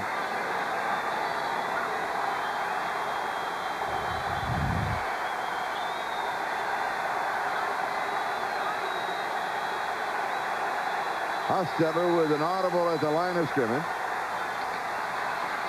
Smith leads the way as the blocker, and Nick Bell is the ball carrier, and Darryl Talley makes the tackle. When we talked with Darryl Talley yesterday, he said something, you know, I thought was very good. He said, remember, this is a game that is played by men, but we act like we're boys on Sunday afternoon. Well, it's like the old Roy Campanella line. Got to have a lot of little boy in you to play. You got to have a lot of big boys playing this ball. Yeah, right. that too. First down to the 50-yard line.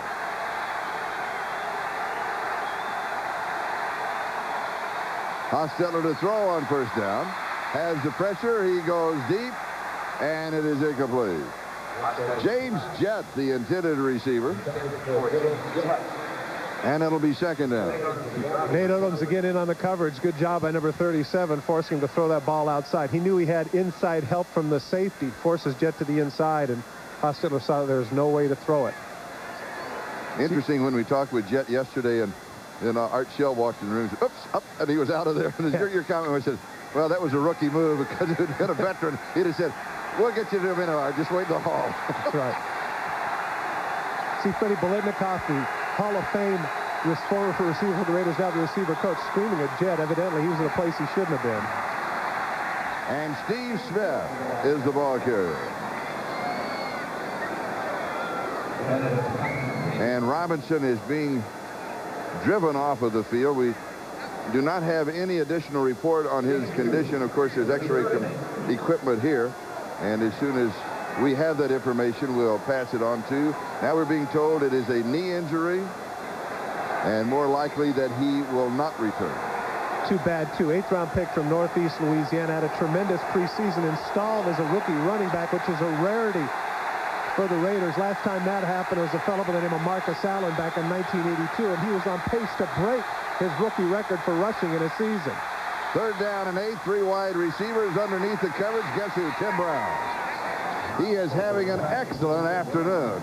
He slid as he made his cut at the 29-yard line. Kurt Schultz was there to cover him. In fairness here to Jamie Williams, he's just having to cover him all over the field and just too long. There's no pass rush here. And look at the throw right on the mark. Williams within a step of him, but Hostetler puts it right on his hands. You say he slips to avoid the collision, but Brown is having himself an outstanding day. And a gain of 19 yards on the play. And the line of scrimmage, the 29-yard line of Buffalo. Buffalo leads by 4, 14 to 10. 10 minutes, 40 seconds, time remaining. We're in the third quarter. Hostetler, good protection, goes to the far side. This is to Nick Bell. And now with the protection that Hostetler is getting, he can just pick and choose the receiver that he wants to go to. A gain of 12 yards on the play. Darryl Talley making the stop. Too many people are looking in the backfield. You can see on both sides of the ball, the secondary people are looking into the backfield. That's enabling the quarterbacks to get some big plays. Nick Bell shouldn't have been that wide open off to the side, but Darryl Talley was looking at Hostetler, and that enabled him to get him the ball. And a first down at the 18-yard line. Back-to-back first downs for the Raiders.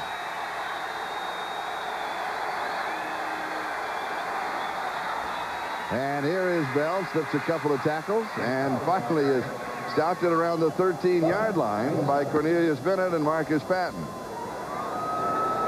And it will be second down. Well, I hate to say that you were prescient, Charlie, but the point that you made regarding the Raiders has turned out to be correct.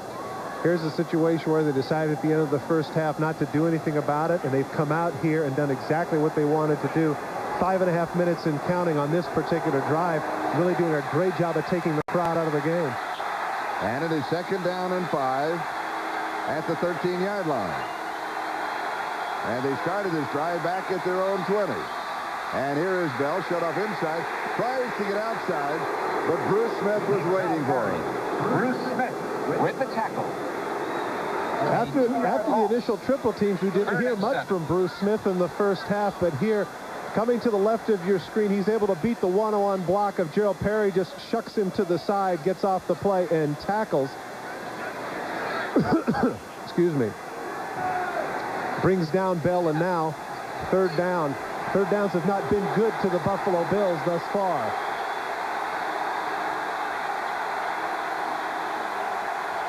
Third and 7. Hostetter is tapped. Phil Hansen and Jeff Wright bring him down, and Wright starts the celebration.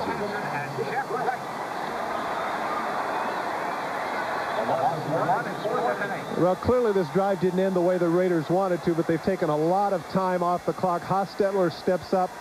It breaks down. Both Wright and Hansen in on the sack. But the Raiders have to be happy with the way they're running the ball, and clearly by the end of the game they're going to have those 30 carries that Art Shell talked about.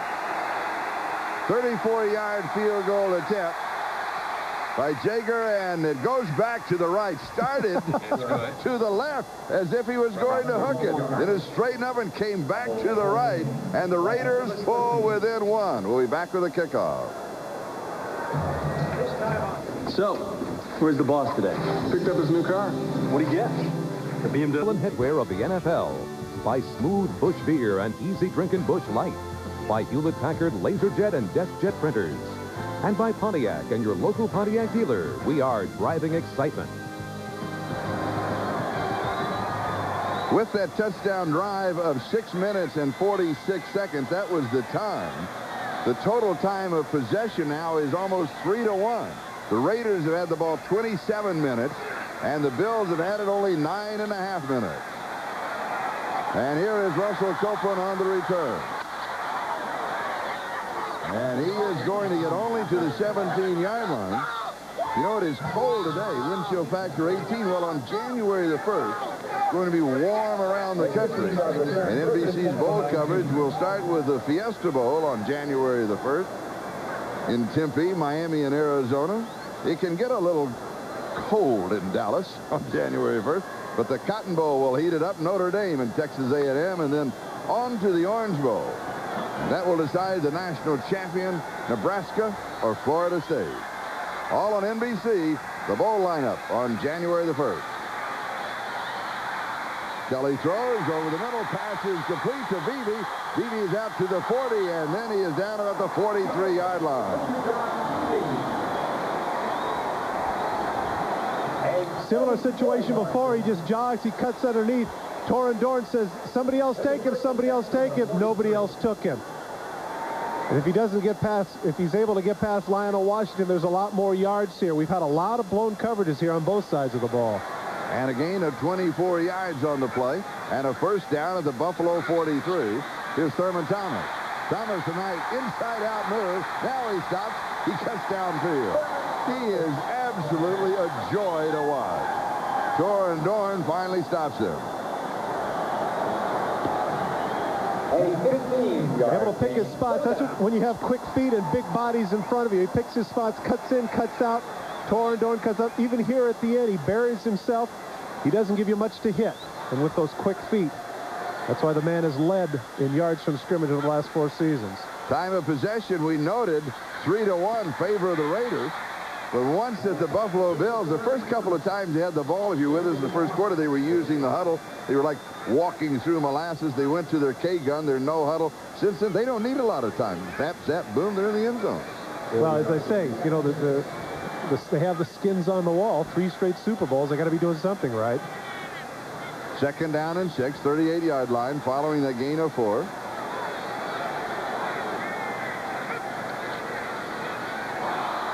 A fumble on the exchange, and then Jim Kelly recovers it. Now, you might notice Kelly, as he was making the signals to the wide receivers, when they have that set with 3 wide receivers, he is calling the plays. They're not coming from the sideline. If they have 2 running backs in, then the plays are coming in from the sideline. But that particular set, he's calling the plays. Now they just step back in the huddle. Then he'll use it if he wants to change it or do a false change at the line of scrimmage. And that really was a big loss there because they were coming up and they had 2nd and 5, and Thurman had a pretty good hold there, more than likely in for the first. Now 3rd and 9, tougher situation. And they've converted only 1 third down opportunity out of 5. Flag is down. They have the first down here if the play stands up. 19-yard line is the rookie Russell Copeland, but don't forget there was a flag back at the line of scrimmage. Here at the left defensive end, I believe that was Greg Townsend jumped off sides. They'll let that go. A gain of 22 yards on the play. Number 56, defense. Penalty is declined. Andre Bruce, the first down. Andre Bruce, former first-round pick in the NFL draft in 1987 by the Atlanta Falcons, comes in periodically to rush the passer. A little too anxious there. And a first down at the 19-yard line.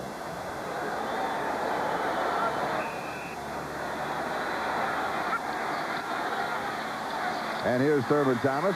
Absolutely nothing there, and still he scoots to the right, and he's going to pick up about 1.5 yards when there wasn't an opening at all. I'll give credit to Torin Dorn. He had an assist on the tackle. And mark it at the 18-yard line. 5.5 minutes. That is the time remaining. We're in the 3rd quarter, and the Bills lead by 1, 14-13.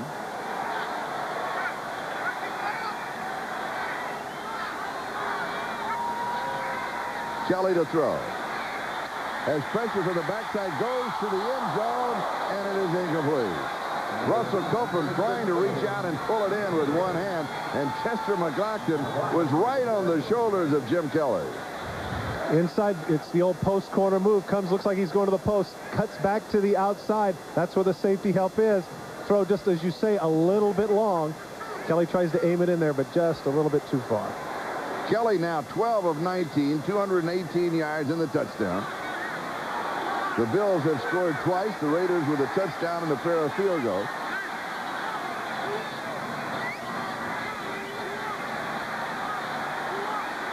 Kelly may run out of time. Gets it off with 1 second on the play clock. Comes to the sideline. The pass is caught. He's not going to pick up any yardage at all.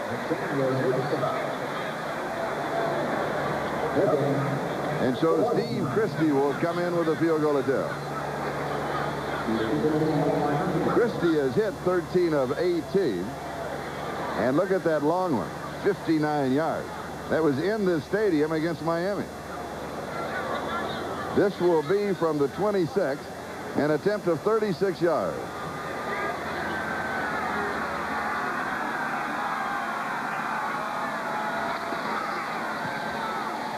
It is up, and it is good. And the Buffalo Bills have stretched their margin. They now lead 17-13. We'll be back with the kickoff in a moment. Getting used to just being in the Super Bowl, and anything short of that is not acceptable.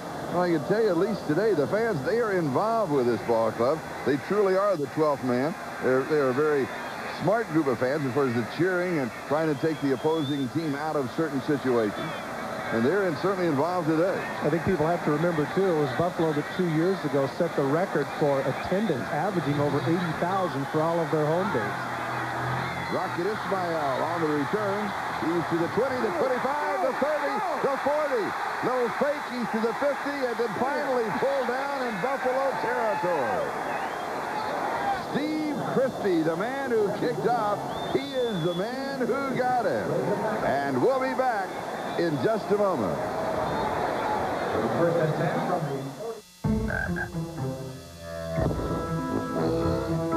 Other laser printers are still playing leapfrog. Things, and it excites the returners. Take a look at the blocks here that he finds the gap. Mickey Washington comes to the right, but he's just too fast. Many people have talked about the fact that unlike some of the receivers in the past for the Raiders who are strictly track men, Ismail is a football player first. You see the reason here why he has led the AFC in kickoff returns coming into this game at nearly 27 yards a return. Sets up the Raiders an outstanding field position on the Bills' 47. And Steve Christie with a good tackle, just hanging on. Raiders try to cash in immediately, going deep. It is incomplete inside the 5. James Jett, the intended receiver, and James Williams had the coverage. So we'll bring the ball back to the 47-yard line. The right hand is going to come across his face. I think Hostetler wants this one back. He just flat out runs past him. Williams isn't with him. Keep it on the inside shoulder, but instead it fades to the outside, and that enables Williams to come in right there at the last minute, get his hand in the way. And Hostetler not terribly happy about that. Oh, it's the wrong shoulder. Doggone it. Hostetler now 12 of 21 for 203 yards. And it is second down and 10 at the Buffalo 47. And here's Nick Bell. We talked about time of possession. The Raiders has opened the second half. The drive to their field goal consumed 6 minutes and 46 seconds. Well, the Bills came back, and they had a field goal. Their time was 3 minutes quicker, 3:46 on their drive. Part of the reason for that is their inability to stop people on third down. Opponents have converted 47% worst in the NFL, and today in particular, the Raiders' ability to keep converting on third down, particularly at the end of the first half on that 3rd and 16, has been a problem for Buffalo. This is another tough one, 3rd down and 8. Hostetler goes deep. A flag is down. The receiver had to wait for it. He was underthrown. And that was James Jett. Mickey Washington with the coverage, but there's a flag back at the 50-yard line. Ball start before the snap. No play. Number 76 offense. That's a 5-yard penalty. There is no play. The foul was prior to the snap. No play. 5-yard penalty.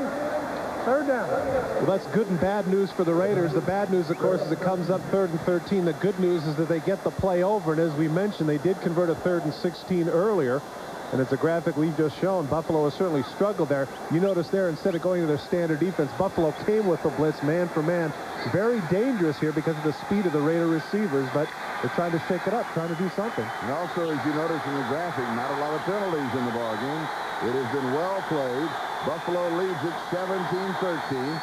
Just under 3.5 left to go in the 3rd. 3rd down and 13. Hostetler's in trouble. He scrambles out. He's going to run for it. And he slides, and he may have gone down too soon. A flag over at the 44-yard line on the far side. Charlie, when it's downfield, it usually means defensive hold. And you see Jamie Williams trying to point out, no, that's where he started his slide. But here's a difficult decision for the referees to make. Is he sliding to protect himself like he usually does, or in that case, did he just slip?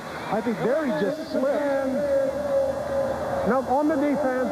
That's a 5-yard penalty. That's an automatic. From the end of the run. From the end of the run, and that automatic first down. Carry the first down. And once again, Buffalo's inability to hold them on 3rd down proves to be a real problem. Here's the end of the play. And let's see what it is if he actually is doing his slide or if he's trying to get the first down. Once again, tremendous protection. He avoids Bennett. Now watch at the end of the play. What is he trying to slide or protect? Is he trying to get it? Look at him going headlong. He's diving for it. There, he slips. He actually slips there. And so where they mark the ball ahead, well, of course, in this case, it's inconsequential. But that's a difficult thing a lot of times for the officials to decide. Is the guy actually going for it, or is he protecting himself? Defense, 5 yards. The penalty was on Nate Odom. I mention that because where they start the slide, for those who are the uninitiated, that's where the ball is started. So if indeed in that case he was just trying to protect himself, the ball should have been about 2 yards back. But because the reason is the slide is to protect the quarterback. But that's not what he was doing there. So with the slide and the penalty, the ball goes sliding to the 32-yard line of Buffalo, and it's a first down for the Raiders. Hostetler again, lots of time, looks left, looks right, comes back, completes the pass left, and that is to Tim Brown. And he almost had the first down, then he may have given up a half a step. Matt Darby was on top of him. Looks like he might have got poked in the eye. Once again, a huge day for Tim Brown. Yes. That is his 7th reception, 135 yards for Tim. Once again, look at all the time he has to look at his first, second, third, fourth. There it is right there. You can see the left hand of Darby gets in his eye. Accidental play, got poked. Hopefully it'll be okay. And Tim Brown kind of wrapping himself into our promo package. Next Saturday, the Heisman Trophy that will be covered on NBC. Former Heisman Trophy winner played at Notre Dame, and later on the matchup of Notre Dame quarterbacks from different decades.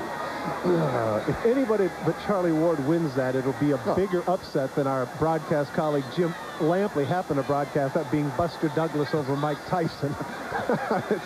It's a fait accompli, yes. I believe is the phrase. Yes, and deservedly so. Absolutely. 27. Deservedly so. What a neat young man. You know the statistic that stands out to me where that's concerned? He threw 27 touchdown passes, 4 interceptions. It's unbelievable. 7-to-1 ratio. And maybe incredible. even a better basketball player than a quarterback. Little play action fake on second and short. Hostetler is going to scramble for the first time. This time he's sliding to protect himself. He knew that he had it. Cornelius Bennett had a fistful of jersey. His running has been so effective today. Remember last week against the Cincinnati Bengals, the only touchdown that the Raiders had was on the quarterback draw, and the only touchdown they have today is on the 11-yard run by Hostetler in the first half. Remember the keys for Art Shell? He had 4 keys to defeat the Buffalo Bills, and one of the keys, 30 or more rushing attempts. That was the 30th rush of the ball game. There they are, run the ball 30 times, score 20 points or more, attack in the red zone. That's from the 20-yard line in. Triple team Bruce Smith. So now they need to go for points 2 and 3. Raiders with 13 points. And Hostetler is sacked. Cornelius Bennett. He has certainly been a force in this ballgame. You mentioned earlier, Charlie, how there have been some criticism where he was concerned. And this isn't good news. I believe that's Gerald Perry, the left tackle, who was down, who up to this point has been doing a pretty good job on Bruce Smith. Takes the inside rush on Wilkerson, just comes right over the top of him for the sack. There you see at the end, you saw the left leg buckle by Gerald Perry. There's the conversation that they had before when they were running. I guess it seemed like it was a pleasant enough one. But Bennett came back and said, guess what? I'm in your face again. We have a timeout. We'll be back in a moment. What a Gerald Perry. Take a look at the left leg. Gerald Perry doing the job on Bruce Smith. Bruce Wilkerson not only misses his man, but then he jams into the back of Gerald Perry with his left leg planted. No way he could know what was going to happen there. And that's disconsolate. Gee, that's tough. That is the 3rd team sack by the Buffalo Bills. That is the 2nd by Cornelius Bennett. How many times in this game have we had people either carried off or we had to have timeouts for injuries? I mean, Darryl Talley was prophetic when he said this was going to be a physical football game. And I don't think Darryl even thought it would be this physical. It's supposed to be 8 or 9 times that we've had an injury timeout to be administered. It could be 10. Gerald Perry has done an excellent job for the Los Angeles Raiders at the left tackle spot, originally with the Denver Broncos, and last year with the Los Angeles Rams, signed as a free agent to do exactly what it is he is doing, dealing with people, dealing with the great speed rushers there in the AFC West, people like Leslie O'Neal and Derek Thomas, and today one of the greats, Bruce Smith. Now, Rich Stevens will replace him. Will they have to give him additional help? Will they have to give Rich more help? How much more help can they give than they've been doing up to this point? Well, put 4 on him rather than 3. Look for the tight end Ethan Horton to stay in a lot. 2nd down and 17. Over the middle, pass is complete. Guess who? Tim Brown. This pass complete to Tim Brown. It has been a Tim Brown afternoon for the Raiders. You can see a little bit of swelling there in the right eye. He just settles down, called a squat route. He comes from the cross and then sits down right in the middle of the zone. Hostetler finds him, and again, the zones of Buffalo Bills, too many gaps in them, and here we are again, 3rd down. And his 8th reception, and Tim Brown 145 yards. A comparison, BB 106 yards and the touchdown. They have been the 2 most efficient receivers in the ballgame. 3rd down and 5, 8-yard line. Pressure from the backside. Pressure is overrun. This is thrown. Touchdown. Knocked away. Wow. Oh, all alone, wide open. Hostetler just trying to shot put it as he was hit into the end zone to James Jett, and he was nailed immediately by Matt Darby and Nate Odom. You know what I like about this, Charlie? Two great plays on the same play. Look at Hostetler avoid the rush. Smith almost gets him. Cuts up. He's going to be sacked here. Look, right on top of him. He gets the ball away. Jett has a sure touchdown, right? Wrong. Look at Nate Odoms come in and knock the ball away. Two great plays. First by Hostetler and then by Odoms. Wow. 15-yard line field goal attempt at 25 yards. It is good. And Jeff Jaeger has hit his third field goal of the afternoon from 37, 34, and now 25 yards away. And once again, the Raiders pull within one of the Buffalo Bills. Next Saturday, take a break from your Christmas shopping for a full day of action from NBC Sports. Boomer Esiason and the Jets go into RFK to take on the Redskins. And then, of course, the coverage of the Heisman Trophy. Tune in live to find out the winner. And finally, the day concludes the top triathletes from around the world testing their endurance at the Gatorade Ironman Triathlon. It's all next Saturday here on NBC. Earlier in the game, we had a field goal blocked in the middle. Take a look at the middle here of the Buffalo Bills. They just flat out cream the center, and they're able to come very close. Well, rather, this is the fourth down play that we're looking at, or the third down play, rather, that we're looking at here. Hostetler cuts up the middle. Watch what happens here as he's able to escape the rush.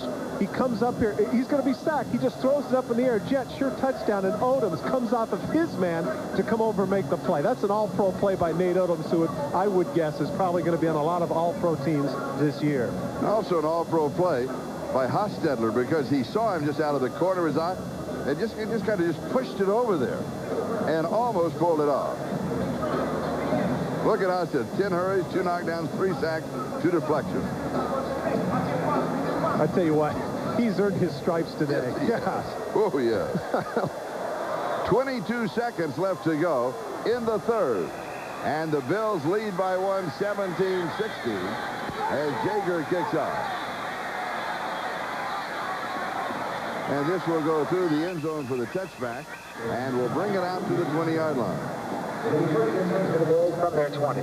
Time of possession, look at that. The Raiders now more than 31 minutes, and the Buffalo Bills less than 13 and a half. But as we mentioned on the last drive, doesn't take Buffalo that long to at least get into field goal position. Buffalo with an 8-3 record, trailing Miami coming into the ball game. Miami playing the Giants later on this afternoon. And the Raiders, their record is 6-5, and they're trying to hang on for the possibility of a wild card spot. Passes over the middle, and it is complete. Pete Metzeler is the tight end. Winston Moss with the tackle. A gain of 8 yards on the play, and that should take us to the end of the third quarter.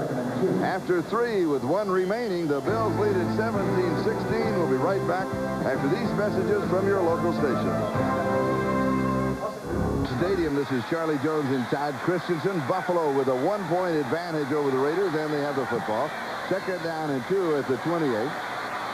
And Thurman Thomas is, he should pick up the first down. Now, at the top of the telecast, we talked about the teams in contention. Miami, Buffalo, Kansas City as you look down. Miami plays later. Buffalo in this ball game. Kansas City, Denver playing later. Houston right now is losing. The Jets are tied. Pittsburgh, they're having a battle from New England. And the Raiders, they're really scrambling. They've got to get this ball game to stay in contention for the possibility of a wild card spot. First down at the 30-yard line. Kelly just kind of steps aside, punt fakes, and then he runs out of time. He's going to scramble forward to the 31 or the 32-yard line, and Tippers are starting to flare just a bit. This has become a heated rivalry between the Bills and the Raiders, two very physical ball clubs. And we've had a chance to point out the rivalry that has taken place through the flashbacks. They haven't met all that many times over the years. But in regular season, they have met 28 times. 14 and 14. They're that even. And the double reverse to Bill Brooks. Brooks around the corner. Brooks to the 40. Has the first down.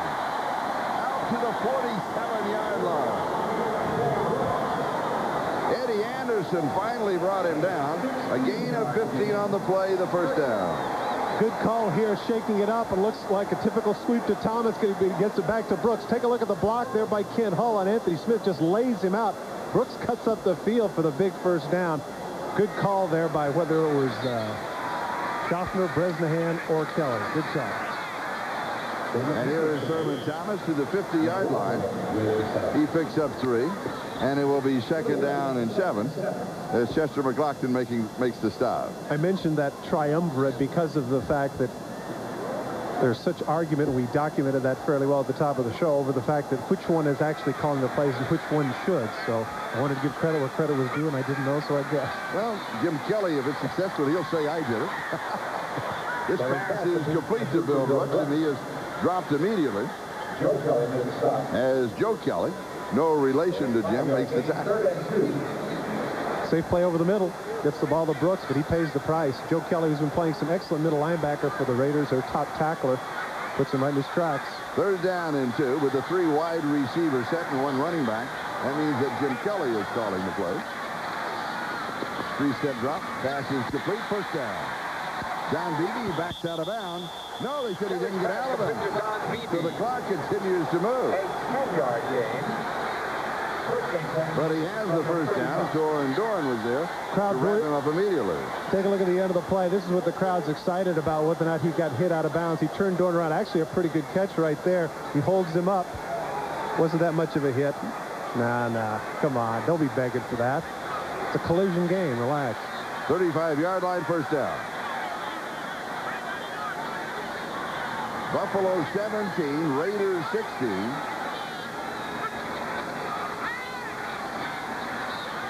Going deep, has a man. It is incomplete, flag down. There was pushing. Beebe, the intended receiver. Torin Doran is going to be called for pushing. You know what looks bad on that play, Charlie, at the end? Beebe turns to the official and begs for the flag and gets it at the exact same time that he begged for it. Amazing. Defensive pass interference in the end zone. Number 46, first down on the 1-yard line. Lionel Washington comes over to the side of the field to complain about it. And his complaint is the fact that Beebe complained with the exact same. Now, this is ironic. Torin Doran, who's the one that they called it on, is the one that gets Lionel Washington away. Watch at the end of the play. Now watch whether or not it's interference. His left hand is on him. Now watch Beebe look at the official. He goes, hey, what?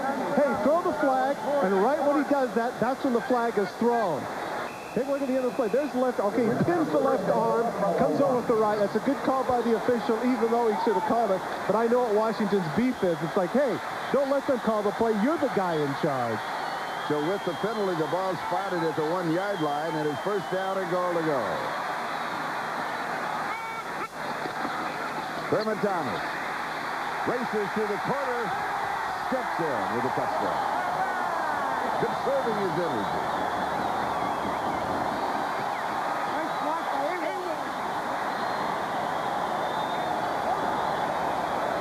And so the Bills with a 20-yard touchdown drive,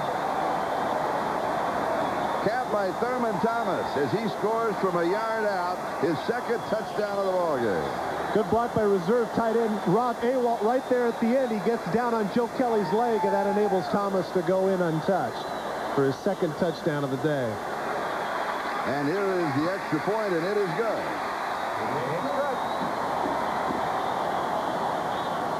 Buffalo leads it 24-16. A rainbow!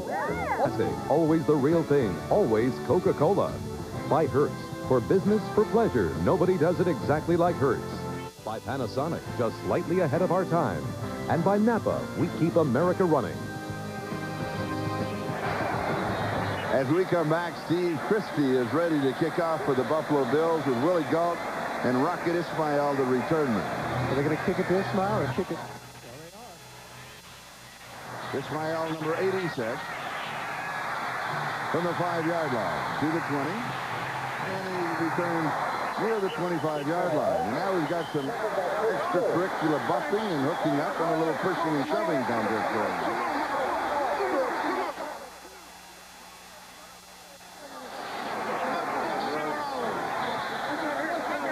Key play of the last drive for the Buffalo Bills clearly was that interference call on Torin Dorn.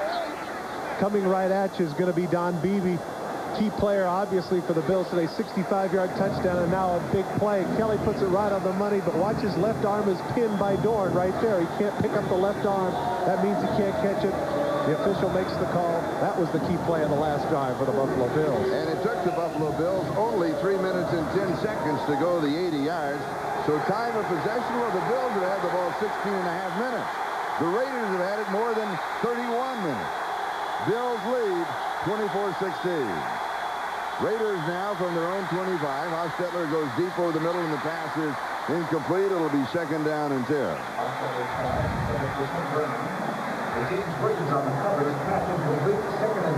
Jimmy Brown, 8 catches now coming in. Cuts across the middle, still in their zone defense. Right there. Thought he was going to come a little bit more on the hook route. Overthrew him. Hostetler has completed 14 of 25 for 224 yards. But it was interesting what he said when we were talking yesterday about his father-in-law. Yeah, his father-in-law, head coach at West Virginia, feels as if coaching nowadays he's a babysitter for 18 to 21-year-olds. Yeah, but I don't think I'd like that. But let's not forget, those 18 to 21-year-olds babysittees are 11-0. That's right. Going deep, double coverage, and it is incomplete. James Jett, the intended receiver, with Mark Darby and Nate Odom. The deep coverage for the Buffalo Bills. And let's not forget that Matt Darby has done an outstanding job replacing Mark Kelso. Mark Kelso, the starting free safety, went out earlier in the game with a concussion. Odoms knows he has inside help. Turns and runs with James Jett. Here comes Darby into the picture right at the last minute, cutting off the path of James Jett. Good coverage there by the Buffalo Bills, who need a 3rd down stop here, something they haven't been able to do up to this point. And it is 3rd down and 10. And they're running out of time again, Charlie.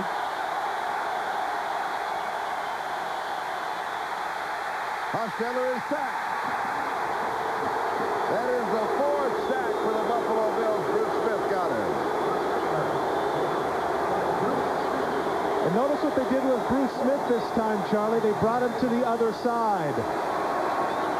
Bruce Smith is going to come on the run from the other side. He's going to attack. He gets past Max Montoya and is able to nail Hostetler. He's frustrated there at right defensive end. So what do? They move him inside the tackle, have him go over Montoya, and he gets the sack. And so Jeff Gossett will be kicking. Russell Copeland is the return man. And he gets it off. Had some pressure. Copeland takes it at the 40 and is dropped immediately. Excellent coverage downfield by Dan Lamb. We'll step aside for a moment. A 44-yard punt. If you're really into Nintendo, you'll flip for Domino's Pizza's $25 million Super Mario All-Star Instant Win game. With every Domino's order, get a free Instant Win game card. A chance to win thousands of special Power Set prizes from Domino's like Super NES, Game Boy systems, and the new Super Mario All-Star game. And now, buy our new crunchy thin crust pizza and get free Twisty Bread. So, if you're into Nintendo and great pizza, call Domino's for something for nothing when you call Domino's. The ingredients of a great football team: professionalism, pride, performance, unity.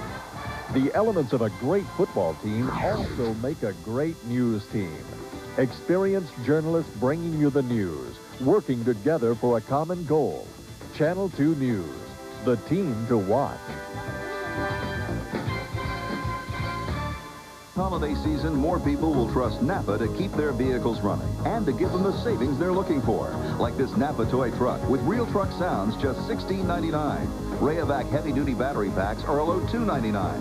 And this 61-piece Evercraft tool set is only $29.99. So drive by or fly by your nearest Napa Auto Parts store today. We keep America running. We keep America running.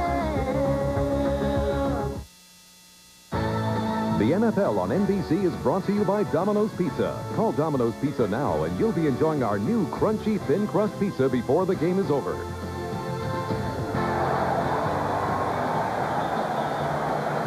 There's Bruce Smith with his sack. A couple of Smiths here in the Smith sack race. Anthony Smith leading the NFL coming into this game with 12. Bruce Smith now at 10.5. But look at the career numbers for Bruce Smith, a mere child at 30 years of age. He might yet catch up to Reggie White.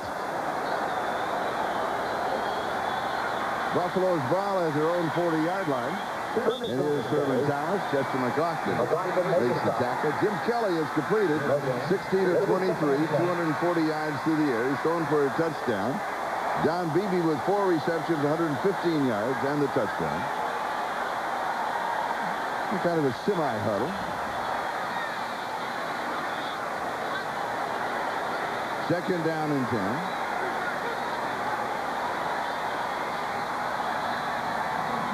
Tipped, intercepted. Terry McDaniel has the interception. Inside the 20 and then out of bounds inside the 15. Maybe the 11-yard line. Intercepted by McDaniel. 36 yards on the interception return as Terry McDaniel matches his uniform number with his 4th interception of the year. Jim Kelly tries to force that in. Look at the play that McDaniel made, though. He bats it up into the air. If he knocks it down, obviously it's simply an incomplete pass. Great play by McDaniel, not only in making the interception, but batting the ball up in the air, and tremendous run back as well. They'll spot it at the 11-yard line. First turnover of the ball game. Rookie James Pratt pretty excited about it. Big turnover for the Raiders. First down Raiders, and here comes the fan.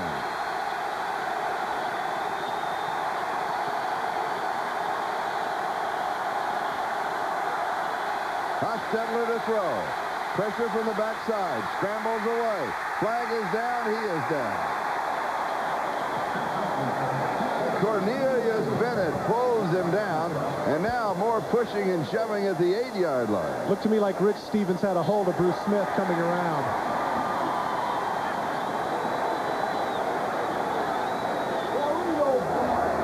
Holding number 77, offense. That's on Rich Stevens, the left tackle, the man who has replaced Gerald Perry. Perry out with the injury. Here comes Bruce Smith over Rich Stevens, gets a good break. Cuts off. Now let's see at the end of the play. There he is, comes after him. He just pushes him down. No. That's a bad call. Bad call on the part of the official. And the side judge is the one that threw it. There you saw the yellow flag come in. It looks to him from that angle like he pulled him down, but in fact he pushed him. Very legal play by Stevens, and I can understand his frustration. And it'll be first down and 20. Raiders now have been penalized 75 yards. That is the 8th flag that has been accepted. Been a problem. I was going to say a problem for them this year, Charlie. Most penalized team in the National Football League. First and 20, 21-yard line. And now we have flags in action prior to the snap. False start before the snap. 76 offense. 5 yards, first down. So mental errors now have cost the Raiders 15 yards. And Art Shell can't believe it. Look at the twitch there, right there. He rocks forward. And the thing that Jeff Wright does, which is smart, is as soon as he rocks, he jumps off. As opposed to, remember, earlier in the game, when Anthony Smith saw the rock, he waited a beat, then did it, and they didn't call it. It's first and 25.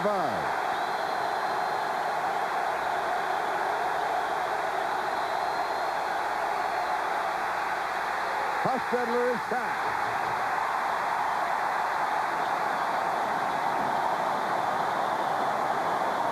Phil Hansen gets the sack. That is the 5th in the ball game for Buffalo. Jeff Wright was the one that instigated it coming up the middle. He forced it. Take a look at 91 in the middle. He's going to make the move on Wisniewski with the arm under, then gets Stevens. Watch his left arm right there. He knocks him off balance, and that's when Hansen gets a piece of it and knocks him down as well. Hansen and Wright are going to share that one, I would guess. Second down and 30. Remember a moment ago, it's first and 10 at the 11, and second and 30 at the 31. Tim Brown in motion.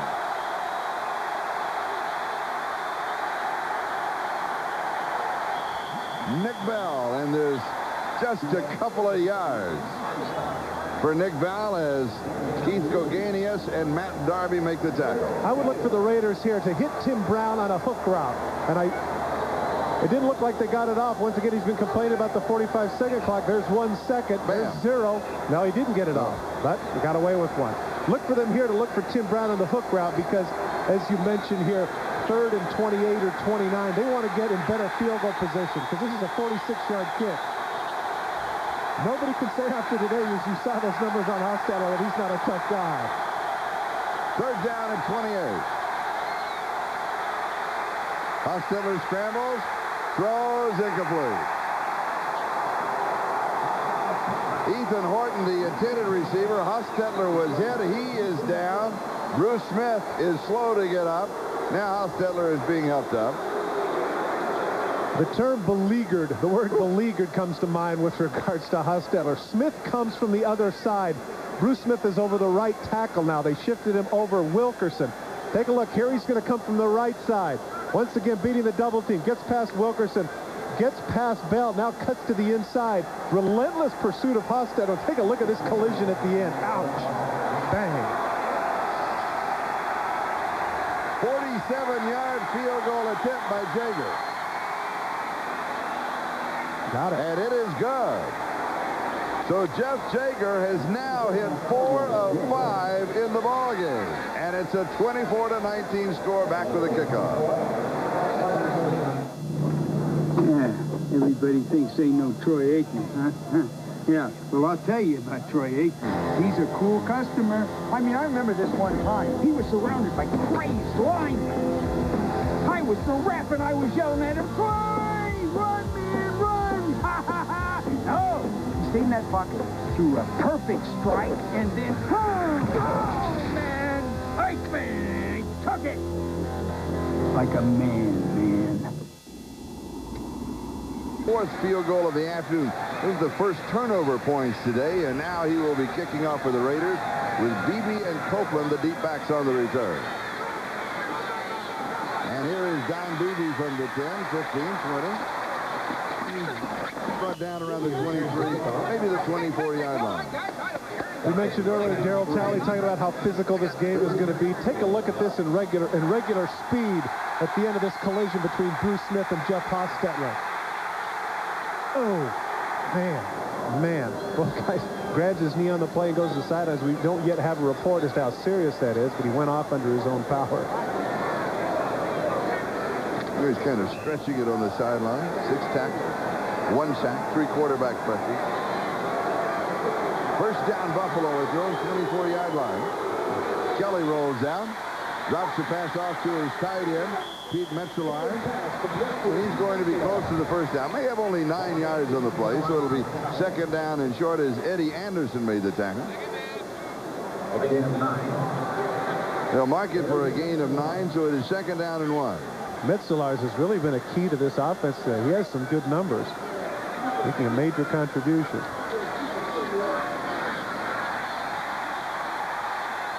And here is Thurman Thomas with the first down. 15 yards on the burst, and the first down for Buffalo. Bills lead it by 5, 24-19, with 7 minutes and 51 seconds left in the ballgame.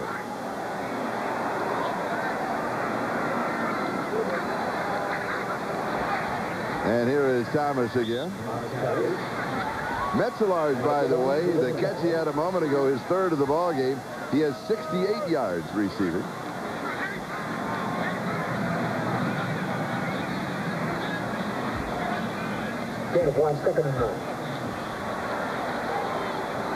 Second down and 9. The Bills now going back to the huddle. They're going to take as much time as they want to off of the clock.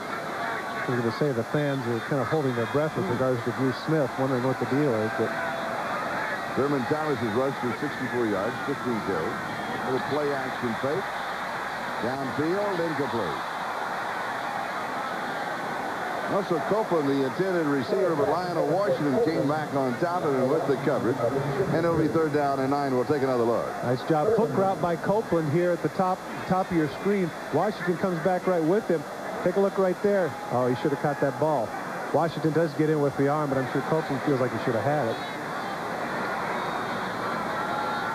Lionel Washington, 32 years of age, 5 years ago, traded from the then St. Louis Cardinals, along with Terry McDaniel, one of the great tandem of corners in the National Football League. Kelly drops the ball. It is still loose. It is recovered by Buffalo at the 36-yard line. Thurman Thomas recovers the ball. Kelly just dropped the ball. That's a big play by Thomas to pay attention to, because what happens there is that absolutely nobody is looking. The offensive linemen, of course, are focused in on their people. Charlie, you're right. He spins the ball in his hands, trying to get the laces to his fingers, and he doesn't get it. And right there, Howie Long kicks it. Now, only white shirts are paying attention, with the exception of Thurman Thomas, because the defensive people are going that way. The offensive linemen are looking upfield. It might have been the biggest play of the day for Thurman Thomas, despite his 2 touchdowns.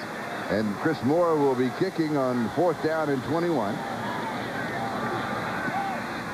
Tim Brown is the return man. Got some room now.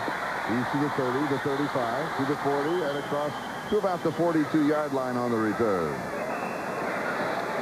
We have 6 minutes and 8 seconds left in the ball game, and Buffalo leads by 5. First down, Raiders 43-yard line, screen right side. Pass is complete to Nick Bell, and Bell has the first down, and he is to the 40-yard line and then out of bounds in Buffalo territory. Darryl Talley and Matt Darby finally stopped him.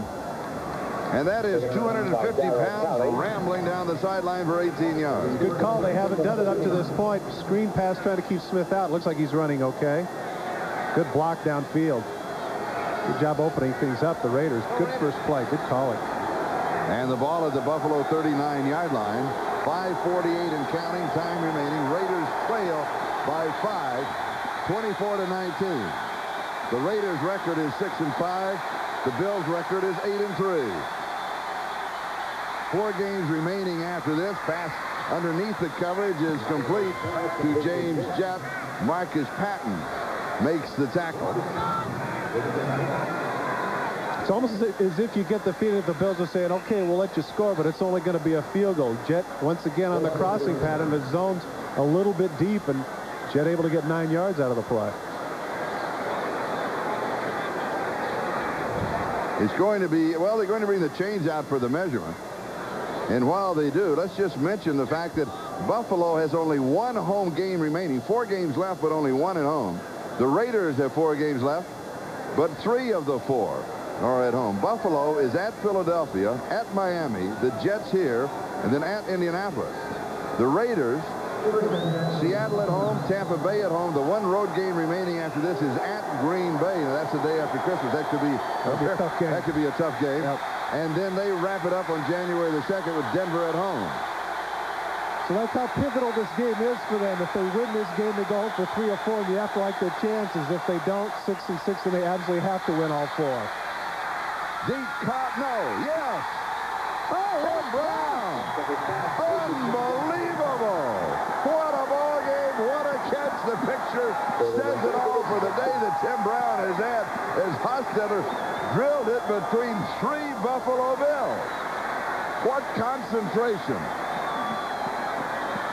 It really was. All the blue shirts are flashing in front of him. He was able to come up with the catch.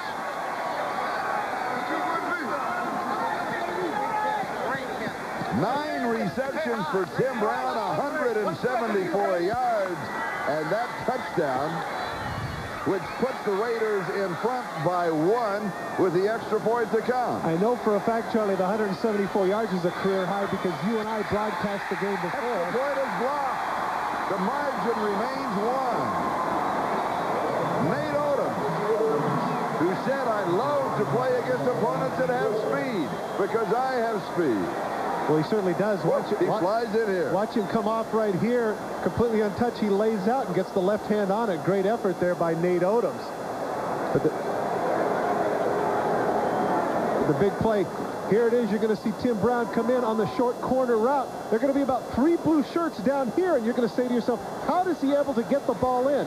Take a look at what happens here. Hostetler gets the ball in on the seam route. Look at what the back turned. Here comes one blue shirt. Here comes another. They don't look back for the ball, and Brown is able to come up with the catch. What a throw by Hostetler, right on the money.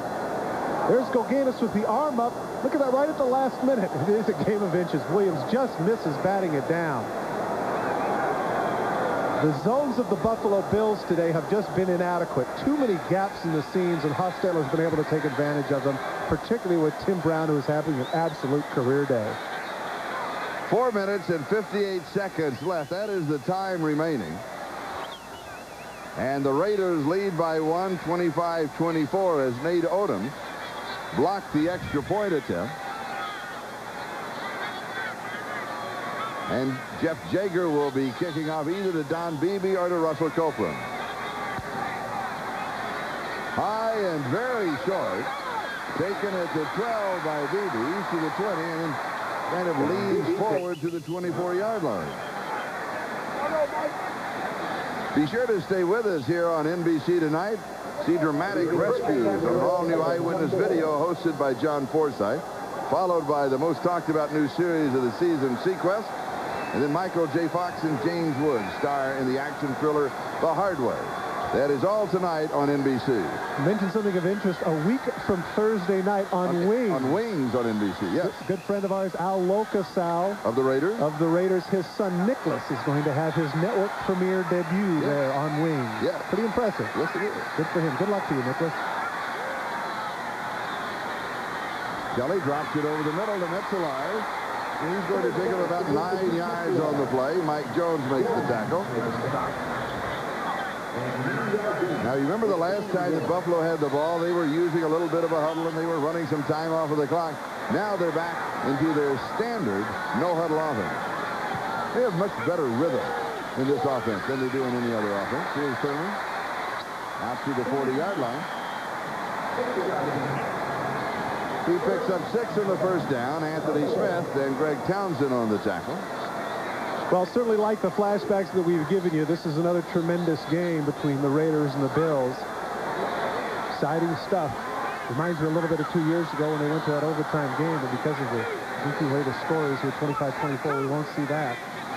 Pressure now on Kelly and the Bills to get it down the field. Thurman, and the Raiders are waiting for him this time. He's going to pick up a yard. That's going to be it. It'll be 2nd down and 9, and the clock continues to move. 3:41 in counting, time remaining in the ballgame. Buffalo led at halftime, 14-10. Kelly to throw. Down the sideline, pass is complete. No, ball pops loose. Bill Brooks, it was right in his hands, and he was hit by Darrell Hoskins, and the ball came out. Frustration for Kelly. He puts the ball right there. There it is, right in his chest, and you're right. Hoskins comes in, hits him in the back, and separates him from the ball. Big hit by Hoskins, and I'm sure Brooks wants that one back. And a crucial 3rd down play. 3rd down and 9 for Buffalo. And a mistake by the Raiders. 3 plays. Pass is complete for the first down. They'll take the play. Kelly's pass complete to Bill Brooks. Bill Brooks pulls it in. Raiders were offside. Art Shell can't believe it. Art Shell just can't believe it. How does this keep happening, he says. How many times has that happened? Offside, defensive end, penalties decline, first down. 3rd down and 9. One of the things that happens when you have that with an offside, you'll take a look at, is everybody else gets just a half a step out of sync as far as the defense is concerned. Now they're trying to recover. The play's made. They've got the first down. They pick up 14. But it's the veteran quarterback that knows how to draw people off sides, and that's exactly what he did with the extra bark. And the first down pass to Bill Brooks. He is pulled down by Terry McDaniel. 5 yards in. And we're moving on the 3-minute mark. Time remaining in the ballgame. Buffalo trailing by 1. The ball at the Los Angeles 41-yard line. 2nd and 5. Ball pops loose. It is scooped up by the Raiders. Eddie Anderson has it. That is the second turnover of the ball game. Terry McDaniel with the interception for the Raiders. Now Eddie Anderson with the fumble recovery. And we have 2:49 left in the ball game. The Raiders have a 1-point lead over Buffalo, 25-24. They're lucky just to get the handoff out. Take a look at that. He barely gets the ball in, and that's a great play by Nolan Harrison, who strips the ball away from Thurman Thomas. Eddie Anderson on the spot. So the Raiders with the ball at their own 38-yard line, first down. Needing to protect a 1-point lead. And now the fans on their feet here at Rich Stadium.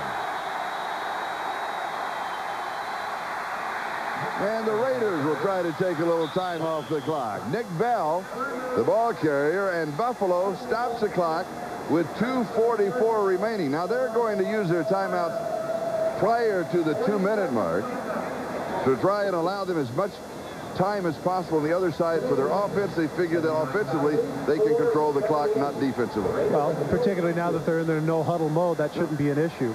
But the crucial thing here, never mind the timeouts, is stopping the Raiders here, not allowing them a first down. Is this a final? This is a final. Indianapolis defeating the Jets. Colts 9, the Jets 6. Wow, that's quite an upset. Yes. And Houston now out in front of Atlanta by a score of 30-14. And don't forget the second half of the doubleheader here on NBC. Many of you to see the Denver-San Diego game, and of course some of you to see the Kansas City-Seattle matchup in the Kingdom. So stay with us here on NBC this afternoon. We've gone a little past our allotted time for this ball game. About 5 minutes after 4 Eastern time. We'll stay with this one and then switch you to the second half of the doubleheader on most of these stations. And we're glad that you could join us on this very cold Sunday afternoon. And a lot of good football still remaining, waiting you on the West Coast. Costello with pressure, throws back, and it is incomplete. Tim Brown is going to get the call. James Williams will be called for pass interference on Tim Brown. And a Buffalo Bill player is down at the 32-yard line. Pass interference, number 29, defense. Automatic first down. Jeff Wright is the player down. It will be an automatic first down for the Raiders. And we'll look at the pass interference call. Naturally, you knew he was going to go to Tim Brown on the hook route. Williams right with him, but right there, he's got the right hand, comes in with the left. That's close. That is close. But he gets the call. Now for the Buffalo Bills, however, they have to take into account the fact that still only 5 seconds has gone off the clock, and with two timeouts left and the 2-minute warning, they're still not in that bad a shape in terms of getting the ball back, but they have to prevent, once again, the Raiders from getting a first down and taking too much time off. Not a happy man right there, despite his going over 1,000 yards and 2 touchdowns today. He bears the resemblance of a goat right this minute. Raiders leading by 1, 25-24.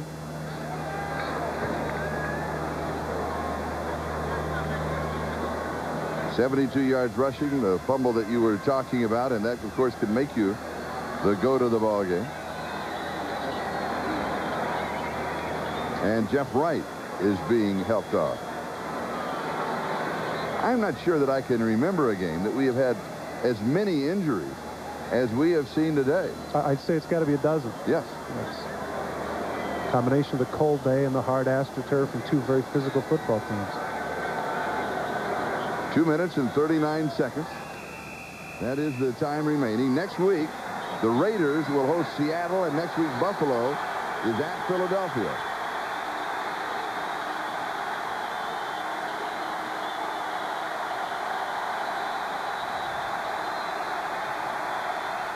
First down, 48-yard line. Here's Nick Bell. And he's got a couple of yards to the 50.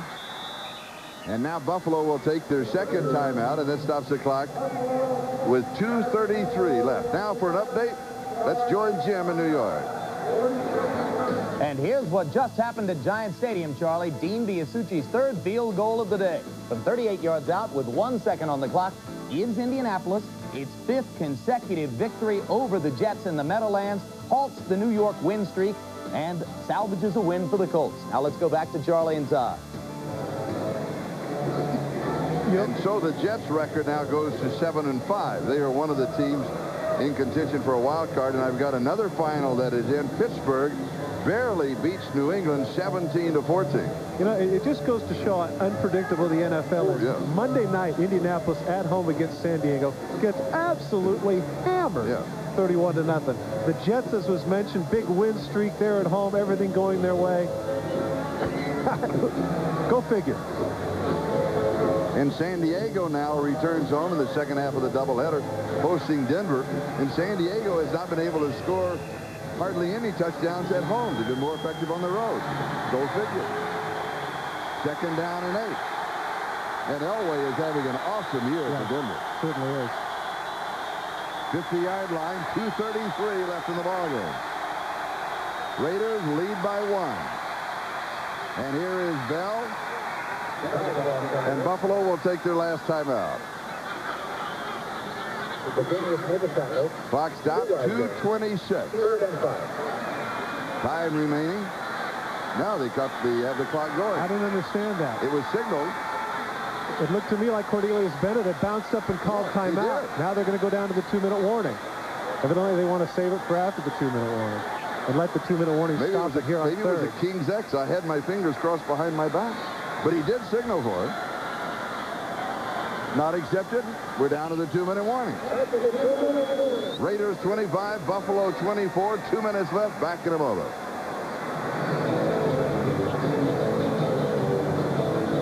There at Seattle later this afternoon. Denver 7-4 there at San Diego. The Raiders right now 6-5, could go if they hang on to this 1-point margin, 7-5. Miami's 9-2. They host the Giants. That ball game just getting underway now. Buffalo, if they lose, they go to 8-4. They're still right in the mix. And New York, with their loss today, they go to 7-5. And so we have 4 games remaining for all of the teams in the National Football League.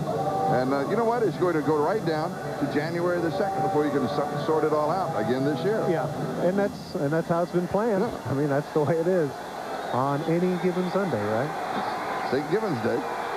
Raiders 3, Seattle 1. Those are the timeouts remaining. Raiders with 3, Seattle with 1.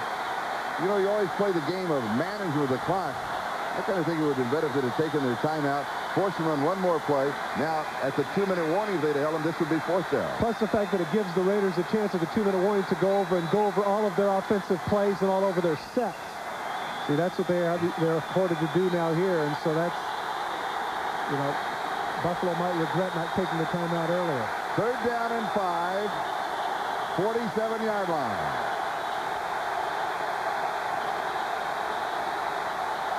Hostetler throws, passes, complete. Tim Brown, 1st down. Who else? Look at that.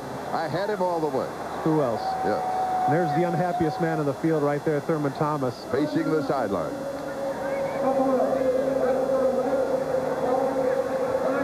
Now Buffalo takes their final timeout, stopping the clock with 1:52 left to go in the ballgame.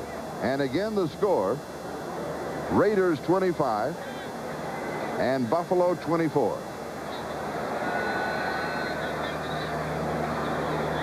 Good ball game. I'm not sure anybody expected to be this close a ball game. No, I don't either. It really has been exciting. And hey, a minute 52, let's not forget. I mean, Thurman Thomas fumbled. That could certainly happen on the other side of the ball, especially where the elements are today.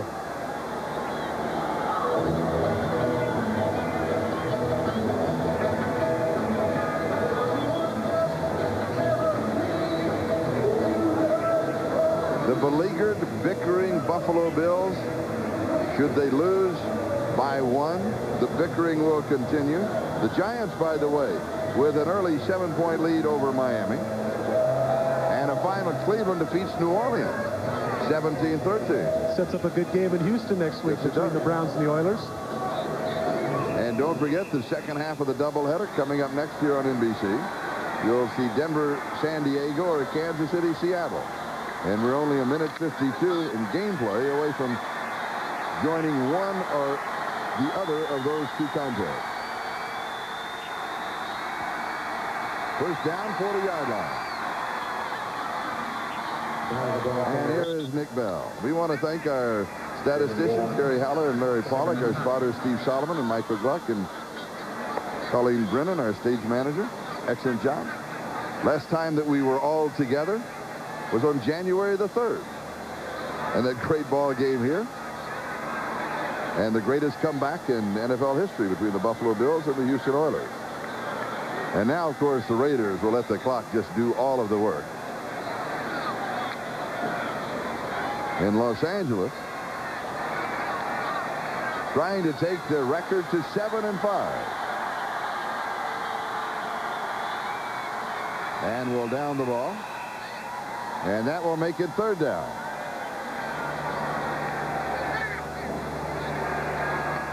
As the clock continues on its inexorable march. There's the man player of the game, absolutely. Look at those numbers. 10 receptions, 182 yards, and a touchdown. That doesn't tell it all. No, it doesn't. Big catches. Big catches. That last one, time and time again. Remember the 3rd and 16 catch that he had earlier in the ball game? Yeah, I don't know what the number is there, but at least half of those, it seems, were on 3rd down. And just think, here's an interesting point, Charlie. Just think, was it about a month ago Tim Brown was going to be traded for Tony Bennett? Yes. The Green Bay Packers? And just think that last Sunday in Cincinnati, the Raiders lost to Cincinnati, and they come back today to defeat the Buffalo Bills. Well, the play of the game clearly has to be something involving Tim Brown because he was the player of the game. The big catch that he has. Our Hager wrinkle-free cotton super play of the game. Big play down the seam that he's able to make. What a concentration, the catch that he makes. Take a look at the blue shirts that cut in front of him, but it doesn't bother him at all. Hostetler hanging tough in the pocket, drills Tim Brown. Right there, a lot of blue shirts, doesn't matter. He makes the catch. And that is our Hager wrinkle-free super play of the game.